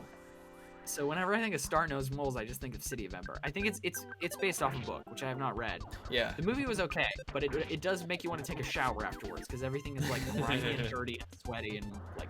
Ugh. Yeah. Huh. But overall, it's a fascinating movie. There's a lot of cool things about it. The people who built the bunker were like these super smart architects. So like these lockers that are used for like the people taking care of the generator, or like the waterworks, there's like tracks on the floor that are clearly visible but look like some sort of a strange pattern or design, like an artistic choice. But the lockers pull out of the wall, fold down into boats, and then travel along these tracks. Ooh. And that leads to the waterway, and then you lift the water wheel out of the way so everyone can travel over it. Nice. And then beyond into these caves and then escape. And the movie itself is pretty good. It doesn't follow a lot of tropes that I'm not a fan of. Okay. The female lead is awesome. I don't know the actress's name, but it's a younger actress. At the time, I don't remember when the movie came out. But she's like trying to take care of her younger sister, and like they're living with their manic aunt who like doesn't believe in the concept of them ever leaving. And she's friends with a guy whose dad knew what was up, basically, and wanted to try and escape as well, but he died. He like drowned. Ooh. And so he gets, it's kind of like that weird sequence of the B movie where everyone's getting sorted into like the job they're gonna have for forever. Yeah. And they just pick, but this one you like draw it out of a hat, and that's just what you are forever. Interesting. Like as soon as you graduate high school, boom, you have a lifelong job that you have to do. I see. And it's pretty interesting. Like the movie itself is fascinating. I would Yeah, recommend that does it. sound Like I pretty said, cool. it'll make you want to take a shower afterwards because it's a little grody. But like I said, it doesn't obey a lot of tropes that some movies I feel like they need to stoop to. But City of Ember, the movie itself, it's a little bit better than your average run of a movie based on a Nice. book for probably like young adults. It's like it's not cringy, which I'm glad. Let's see. I still got one more mole, but I'm gonna heal first. One more mole. One more mole. mole. Oh, I still have chickens. Oh yeah, I forgot about those. They're clucking. You can hear them. Clucking in your pocket. Yep, as they do. I mean. Yeah, yeah. Hey, fix the broken pipe. There's the shield killer. Okay, just in time. It's Fantastic. literally called a shield killer. It is. How apt. I'm going to, let's see. I'm going to call Escargot because I want them to pick up some items. Yeah, I think we'll call it for the stream after I finish this dungeon because I want to eat. Can I just say, the ability to call a service to take excess items out of your inventory instead of having to throw them out is brilliant. It's very nice, and it compensates for how annoying the inventory system can be because you have such limited space. Right. Because I feel like that's one thing about some games in this thread that it's frustrating, where it's like, I don't know if I should get rid of this or keep it. Yeah. I want to keep it, but it's taking up room, but I might need it or something later. But then again, that's just like my inner Skyrim player like coming through. It's like, I might need this. I gotta hold on to this, and then you never need it. Ever. Ever. I do that with potions. Yeah, it's just like, you never unless I get my stealth perks up, and then I can just like poison everyone. I've tried to become less of a. Well, actually, what I do is I get a weightless potion mod, and then it fixes everything. Ah, yes, of course. Because I don't mind cheating. Cheating within lightly. I played all of Skyrim with a mod that lets you have infinite followers, but also you can tell them to stay in a building and they will stay there. Nice. And I wouldn't cheat by having 3 or 4 of them follow me because I never wanted any of them to die. Yeah. So I pick like one of them to follow me during like less risky missions, and then bring them back to my main house. And I swear, like my house, since I became a Thane in like every city in that game, before I ever did like the main quest stuff, I had so many followers. I bet, decked out with all this awesome stuff, and then, like my house was just like a hall of warriors. That's that hilarious. all just lived at my place. It was awesome, honestly. Well, like it's funny. So let me think. So I did the Hearthfire DLC where you like make your own house. Oh, I've heard about that. And so it's really nice because you can have literally everything you want, and if you have if you've married someone who's a shopkeeper, you can even like buy and sell stuff at your house. And so I married Usalda from Whiterun. Yeah, that's who I married to. Because like it just makes sense. And so I was just like hanging around my house, and if you're married, your spouse can get like kidnapped. And so they'll like send you a ransom note, and they're like, "Hey, we have your like husband or wife at this place, and you have to like come and rescue her." And so I got the message. Never happened to me. Yeah, so like I'm just hanging out, like I didn't even do anything, and I get this mail, and it's like, "Hey," because like the courier runs up, and I get the mail, and he's like, and they're like, "Hey, we have your wife. She's at this place." And I'm like, okay. And then I walk around and like turn around, and my wife is standing right behind me. What? I'm like, okay, I don't think you did your job right. Bethesda. because Bethesda glitches. I'm just like that's excellent. And so I just and like nothing happened. Like she just stayed there. There was a completely broken quest in Fallout 4 that was still in the game by the time I played it on my computer. Oh, really? Where you go to this place to rescue this girl, you kill everyone involved, break into the room, and she wasn't there. Like, the NPC was just missing. And so I had to, like, look up how to complete that quest via the command prompt. Oh, okay, yeah. I had to do that, actually, to remove lycanthropy from myself in Skyrim because I just couldn't do it because the altar was broken. Yeah. What? Oh. I'm like, well, yeah, I want my sleep bonus. I want my experience bonus, please. Yeah, I don't think I think I did that I barely used lycanthropy, honestly. Me neither. It just wasn't worth the trouble. Yeah. Like I said, I had like the mace that steals souls. Yeah. I really need to be stronger than that. Like I maxed out the heck on my my magic and my melee ability, and those were like the only two things I used. Yeah, like, I always do like I always do a stealth build and just like sneak around and kill everything, because I don't use magic much at all aside from like destruction magic or healing magic, and so like that's enough for me. If I can sneak behind someone and because there's a perk for stealth where if you backstab someone with a dagger, it does like 25 times the damage.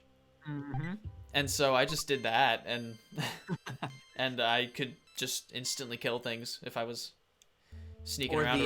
Like the Dark Elf Embassy, that mission's hard. Oh yeah. When you have to like go infiltrate that place. Oh my gosh.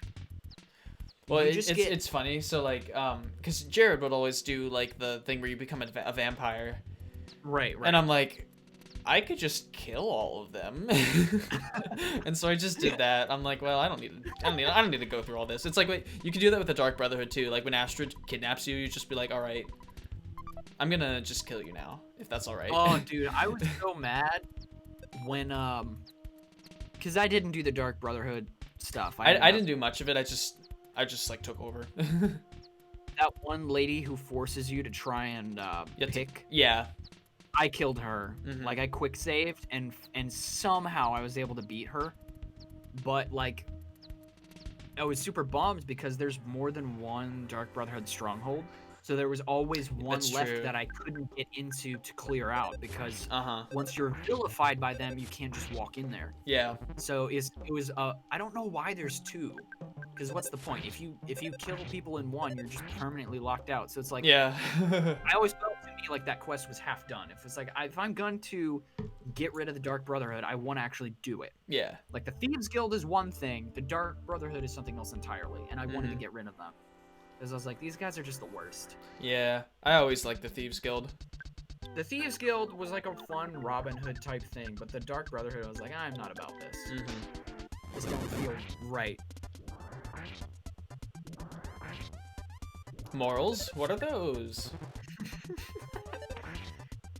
Oh, dude, the D&D that I'm doing with my friend group right now is so good. It's so good. I bet. It's so much fun. I forgot how much I missed being a player and the amount of improv that goes into like being a player. Because when you're a DM, there is a lot of spontaneity. Like, I'll give you that. Like, definitely, there's a lot of spontaneity when you're the DM, but it's just different when you're a player. Yeah. Like, I never look for ways to circumvent what the DM is doing. I never do that because that's a jerky thing to do. And especially once you have been a DM, you understand how much time and effort goes into crafting story. It's a lot. And you have to guide people through that. And make it feel natural. Yeah, and you can't like without forcing anyone, you know. Right. And so like I have mad respect for people who do that and do it well. But I forgot how much fun it was just playing up a character, delving deep into their personality, making decisions based on what they would do. It's been a lot of fun to get back into that. Yeah, it's funny because like when I did my first one, my DM was like, I'd be like, hey, how about we do this? He'd be like, he'd either be like, no, or like, oh, I don't have that part done yet. I'm just like, okay. Right. Well, I see.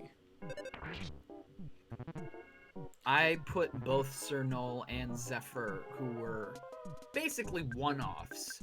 Like Sir Null, I only played with like him probably like 5 sessions before I had to leave that campaign because of like time. Like I didn't have time to be a part of it.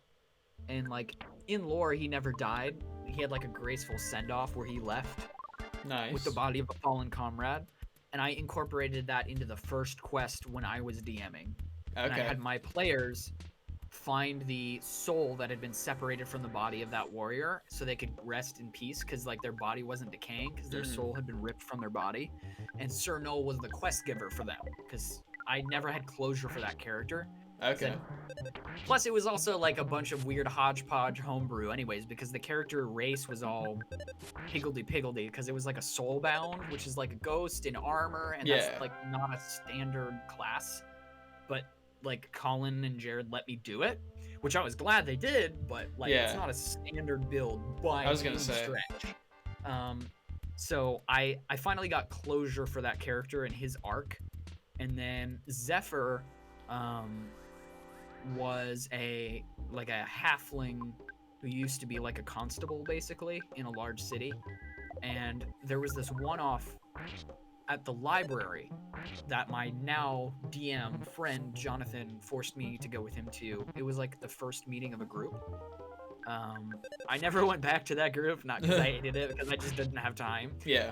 But the one prefab character sheet I got that I named the character was this halfling named Zephyr, and so I decided to incorporate that also into the sessions that I was doing towards the end of our the main arc. He was like a fun character that I got to play with. He was like a mustachioed, grizzled survivor type, and he was really fun to play with. And so I actually did kind of get character resolution for both of those first two characters, but I'm playing as a full elf in the one I'm in currently, which is totally new. It's totally new, and I'm trying to. I always play Dragonborn. Dragonborn seems so cool. They are very cool. My guy's got that. Oh gosh, I always forget what it's called. There's a medical term for it, but when you have two different colored eyes, that's like a defining character. Yeah, it's like a character. I don't even know what that'd be called, but yeah.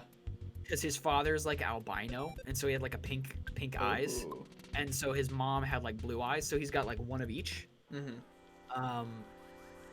And he's like it's weird because the way I built it, he's a champion. He's like a fighter champion. And because of the literature of things, since he technically only has one weapon, which is his Morningstar, the shield doesn't count as a weapon. Even though it boosts his defense by 2. And when you choose the fighter or the champion perk, you get a bonus for using just one melee weapon, and it adds like +2 damage dealt when you hit. Nice. So like overall he's pretty tanky, and even though he's not in heavy armor, it's like this weird, I wanted him to be kind of like an Aragorn type thing where it's like I want him to be mobile but also like actually hit hard. And be able to tank damage for people and draw enemies out so they can hit them with projectiles and all that. And that's what I'm playing through right now, and it's probably the most in-depth I've ever done as far as like developing a character. Cool. Because I just didn't spend a lot of time with the previous two, but this one has been so much fun to develop. Yeah, I agree, Dr. Tabby. This part of the game is a little monotonous, especially with how much you go back and forth between Forsyth and the desert, but I'm already homesick again, and I do not like it. I've never I will say this, I've never gotten lost in this maze before, normally because I can do it in one go, but I don't know where the last one is, and I think that there's like one path I'm remembering that I haven't gone to, but still, it's like, are you serious? Walk all the way to Hint Man? No. No. Absolutely not. No. Well, he's not that specific. He would just say like, oh, you have to go to the mine or whatever. Thanks, Hint Man. I mean, that would be useful. Why is that not a thing we do in the Discord chat? Like, just have a picture of Hint Man, but then it's like some nonsensical crazy thing that has nothing to do with reality. Well, just like a little picture of like Hint Man, and then it's like, or something that is true, just like a useless fact. Yeah. Did you ever go to? What? Did you go to? Go ahead. Sorry. No, I was just stretching. Oh, did you ever go to Kosai when they had the centripetal force machine? Yeah, I think so. It's gone. Well, I think I had one of those at my fair, actually. I'm so mad about it. That was those one of things my are favorite cool. parts about Kosai. Did you ever do the adventure exhibit at Kosai with the Adventure talking exhibit. statues and like the puzzles. I don't remember that. They promised that was gonna be a permanent fixture, like a permanent And they thing, lied. and they took it down. Rip. I got so bummed. That was like my favorite part. They had all these I always like- loved the. Let me think. progress. What? Progress where you walk through the same street just at different points in history. That was cool. I like that. There was the there's like the one area with like all the magnets and like you could like build stuff. Oh yeah. The ocean room's fun. Yeah. Huge statue of Poseidon. There were a lot of cool places, but at the same time, like I liked it, but I also like hated going for certain things. The most recent time I was anywhere close to Kosai was when I ran a 5K in Columbus, like It's a hard building. 3 to years miss. ago. Well, actually, Yeah. no. My tattoo artist is pretty close, so I've been close. It looks by, like a big gray lump, so it's hard to miss. Yeah. Where Looks is like a this pill bug. mole? Where on earth is this mole? But Where yeah, no, on it is earth? very hard to miss. Yeah, it's a cool place though. It has a lot of really neat stuff. I love the clock at the entrance. With like Oh, the yeah. little marbles that'll knock one down every hour. Yep. I think I was probably 9 or 10 when I did the unicycle ride, and then never again. Ooh, was I like, have I not don't done that. Do it. I was like, I don't think I need ever to. like. I think when I was ever there, I was not tall enough or something like that. Oh, I was freaking scared. I My was grandfather horrified did when I did it. it.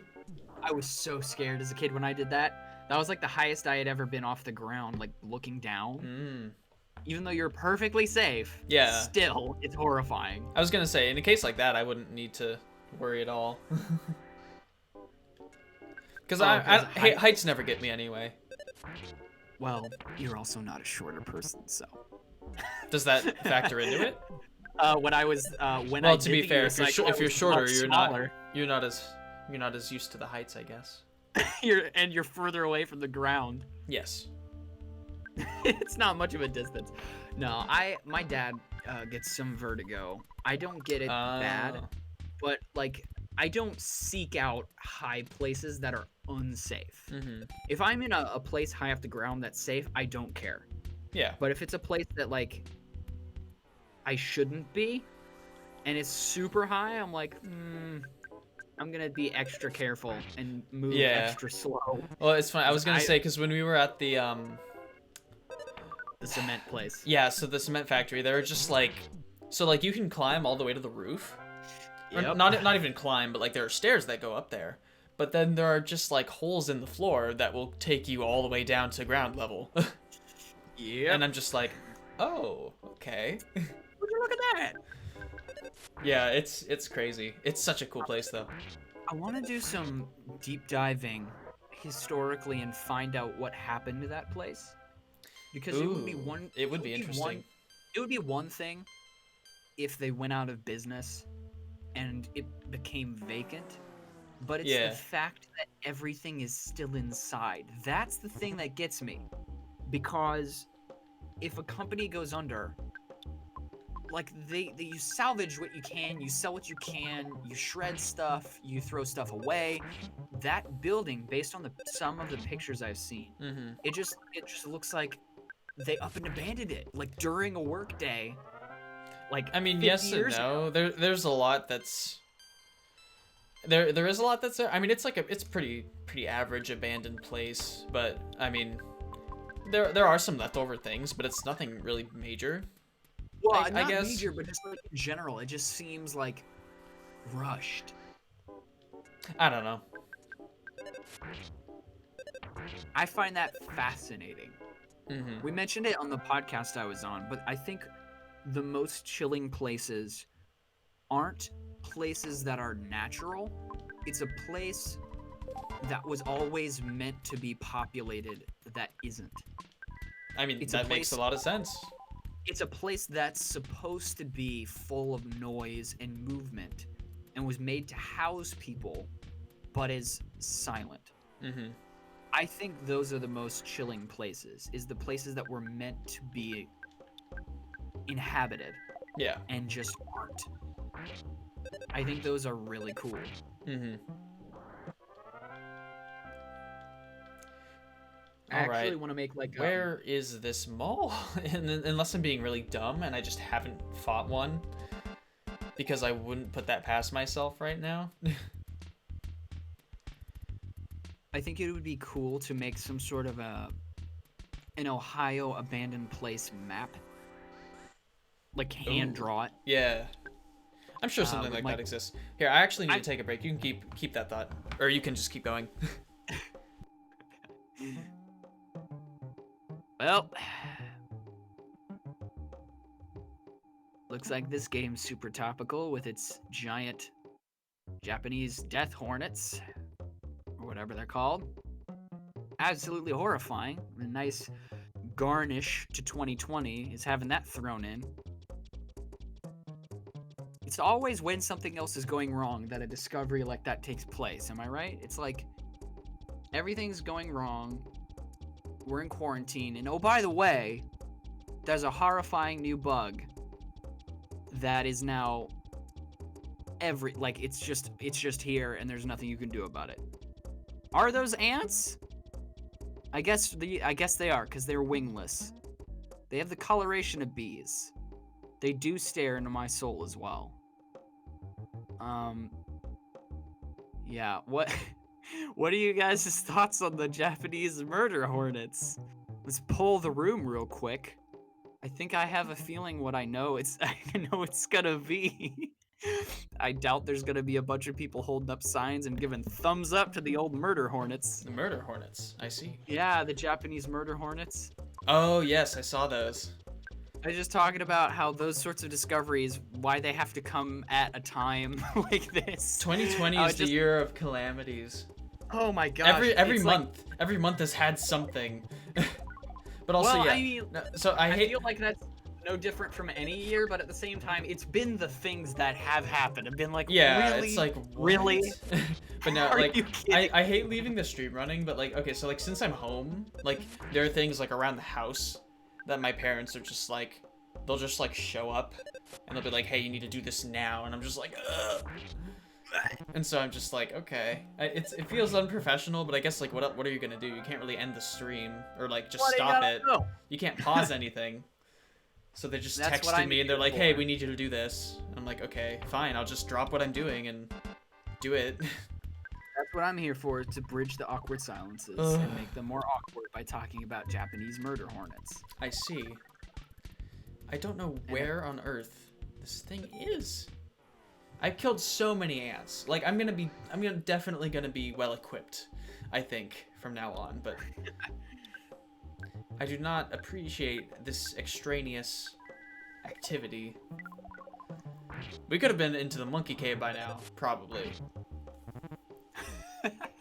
And yes, there's a monkey cave.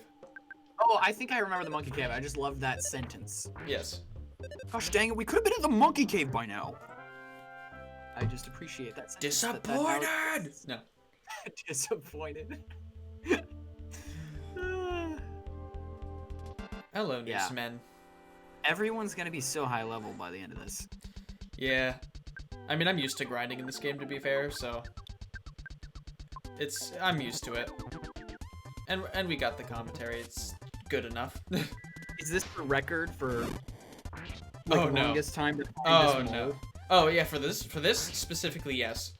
I've spent so much more time grinding in this game, though. Oh no, not grinding. I just meant like finding this guy.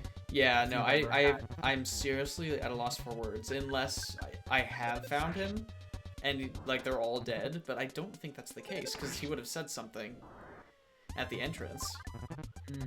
And I don't normally do this because I know these maps. I've played this game enough.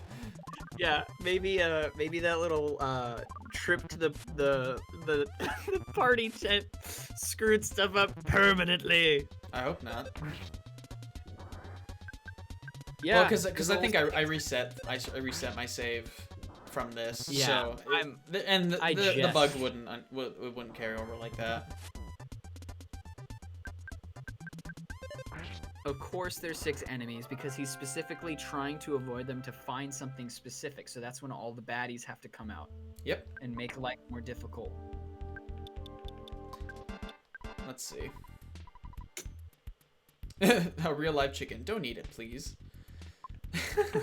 That reminds me of that's actually a great item description. That reminds me of one in the first game, because if you check a bomb and then say eat it on accident, it says please don't do that. I love it so much. It's amazing. Polite, so polite. Please don't do this, you moron. That's the subtext. Yes. Is why are you trying this? All right. It might be. Nope, not there. This is good music, though. Ooh, maybe it's... No. I've already been this way, though. This is a twisty area. It is. Oh, you know what? It might be this one. Yes, I think we found it. Hooray, It's you just, did it. Just a single ladder on the side of my vision that I'm glossing over.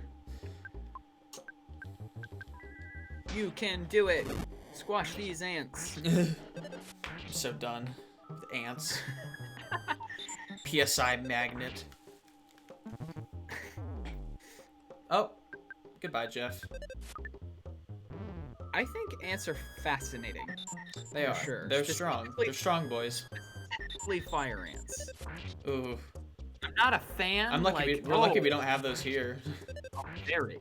But, like, how they survive is absolutely mind-bogglingly ridiculous. Really?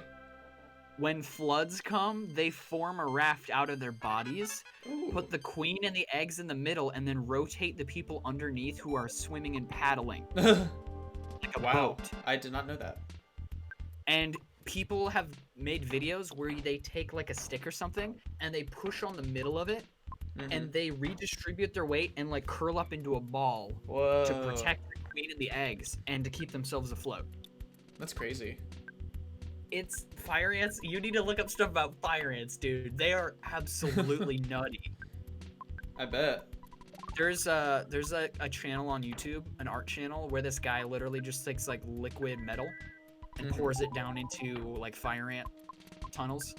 Huh. Because they're like a serious problem down south. Oh And yeah. apparently Oh they're, yeah. like, invasive species. I don't think they're even from the Americas originally. Or at least North America. I might be speaking out of turn on that, I don't remember. But I'm pretty sure they're an invasive species.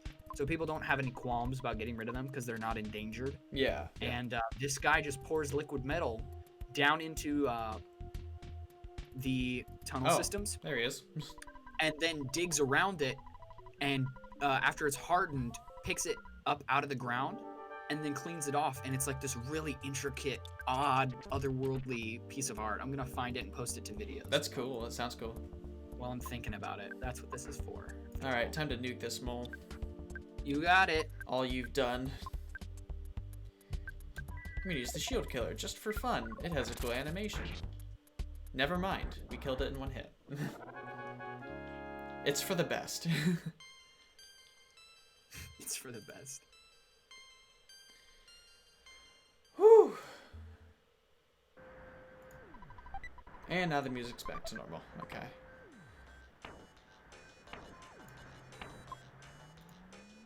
I think enemies still spawn in here though.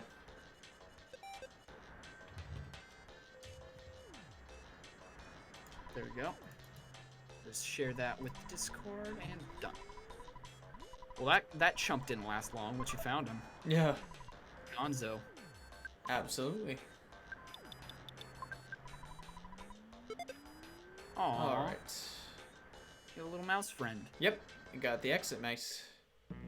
Exit mice. Time for the photo man. Hooray! You did so much in this freaking stream, Fuzzy Avery. pixels. Fuzzy pickles, yes. It's been 4 hours, almost.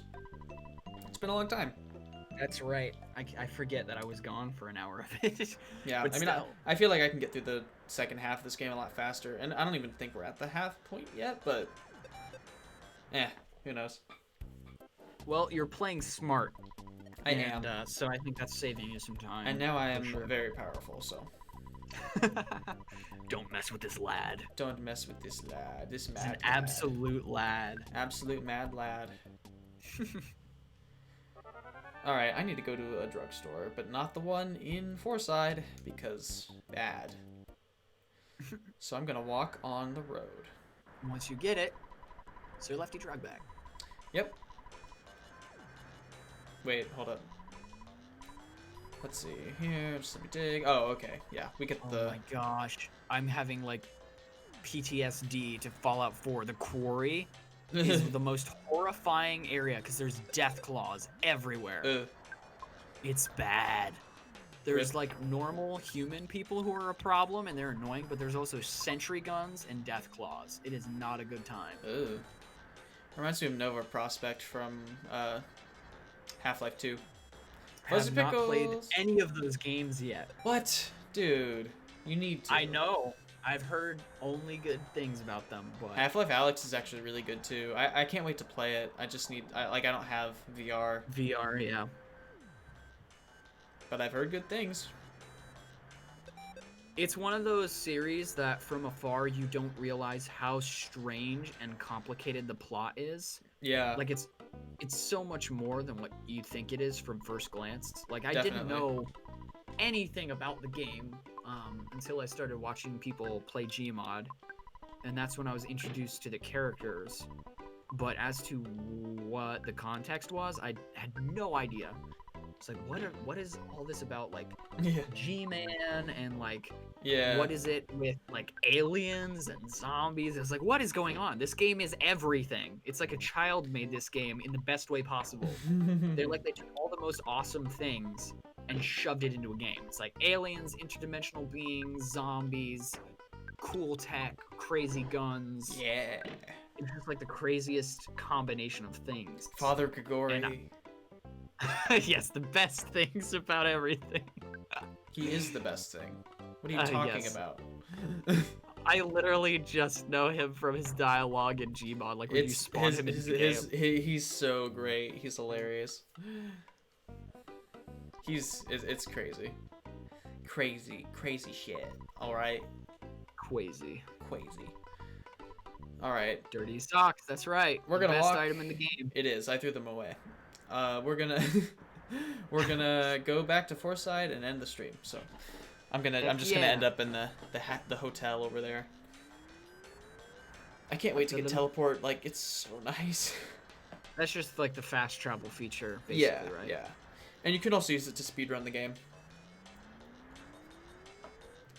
That's a fun in-game way of explaining fast travel. Like, and the animation is fun, and like the way people treat it, like, cause some people don't like it because they're like, oh, you have to like run in a straight line to use it. I'm like, well, yeah, because then you can't just use it anywhere and abuse it. Yeah, we're running off of Back to the Future rules. It's like you got to pick up a certain amount of speed before you can just hop through time and space. Yeah. It requires a lot of energy. Wrinkle in Time, the book. Ooh, everyone that's a needs good to one. read it. That is required reading. It is very good. That is one of the most fascinating sci-fi books you will ever read. It's like time travel without any time machine. Or not time travel, just like interdimensional and interplanetary travel without a machine. It is very By cool. just using the power of your mind and concentration, you can just warp yourself to another place. And it's so cool. It's so neat. And also the characters are great. Creepy and eyeballs. it's like really easy to read. Yeah. It's short too. Even though apparently it's a quintet. Oh. I have not read any of the other books. I didn't know this until like I was gonna say I only knew about the first one. Yeah, I didn't know there was another one, but apparently there's 5. Whoa. It's more than 4. I think my younger sister said that the second one of her friends read it, and it's about they have to go like Magic School Bus style into the younger brother character and fix something that's inside of him. Which I think is like a really interesting and weird sequel to the first book, but at the same time, like, I could totally see that. It's like Ender's Game. Do you ever read that? That's one of those things that I haven't read the book, but I watched the movie. The movie's not the best. At least I mean, it's all right. By the end of it, I was like- compared to the book is a lot better, but because they changed a lot. Because it's obviously like they obviously never made any more, so like they're planning on it just having it stand on its own. So they made a lot of changes that I think are not great, but there's so many books in the series because you have like the main series and there's also like a side series and it's huge. It's a lot of work writing those things. Mhm. It's a lot of work. Speaking of which, I am done with the stream. That's fair. I want to eat food and my voice is already going anyway, so We could pin a virtual medal on Dr. Tabby for like being here practically the whole time. oh yeah, thank you very much, Dr. Tabby, you're great. And Grayson for showing up. Yeah. And anyone else who's here who we do not know. And Garrett, who, gosh darn it, he's gotta Well, stay for he was one working. days. Yeah. Well, he was at the I last know- one, but he was just playing Minecraft Well, while for listening. a brief time. Either way. But thank you all so much for watching. Hey, you're stealing my job. I'm supposed Yeah. to say it. Dang it. Thank you guys so Sorry. much for watching. Send us your money or your eyeballs. I will take both. Okay. Join the server. Join the Discord. We also have a Minecraft server. If you're a member of the Discord, make sure to follow if you haven't already. And we will be streaming more of this later. And I will be See ya. uploading the YouTube videos of this if you missed it. So, for those of you who are in the future watching this now, you know that it's here because you're watching it because I put it there. You wouldn't have heard this when I'm saying this now, but Time travel. Nessa Sans.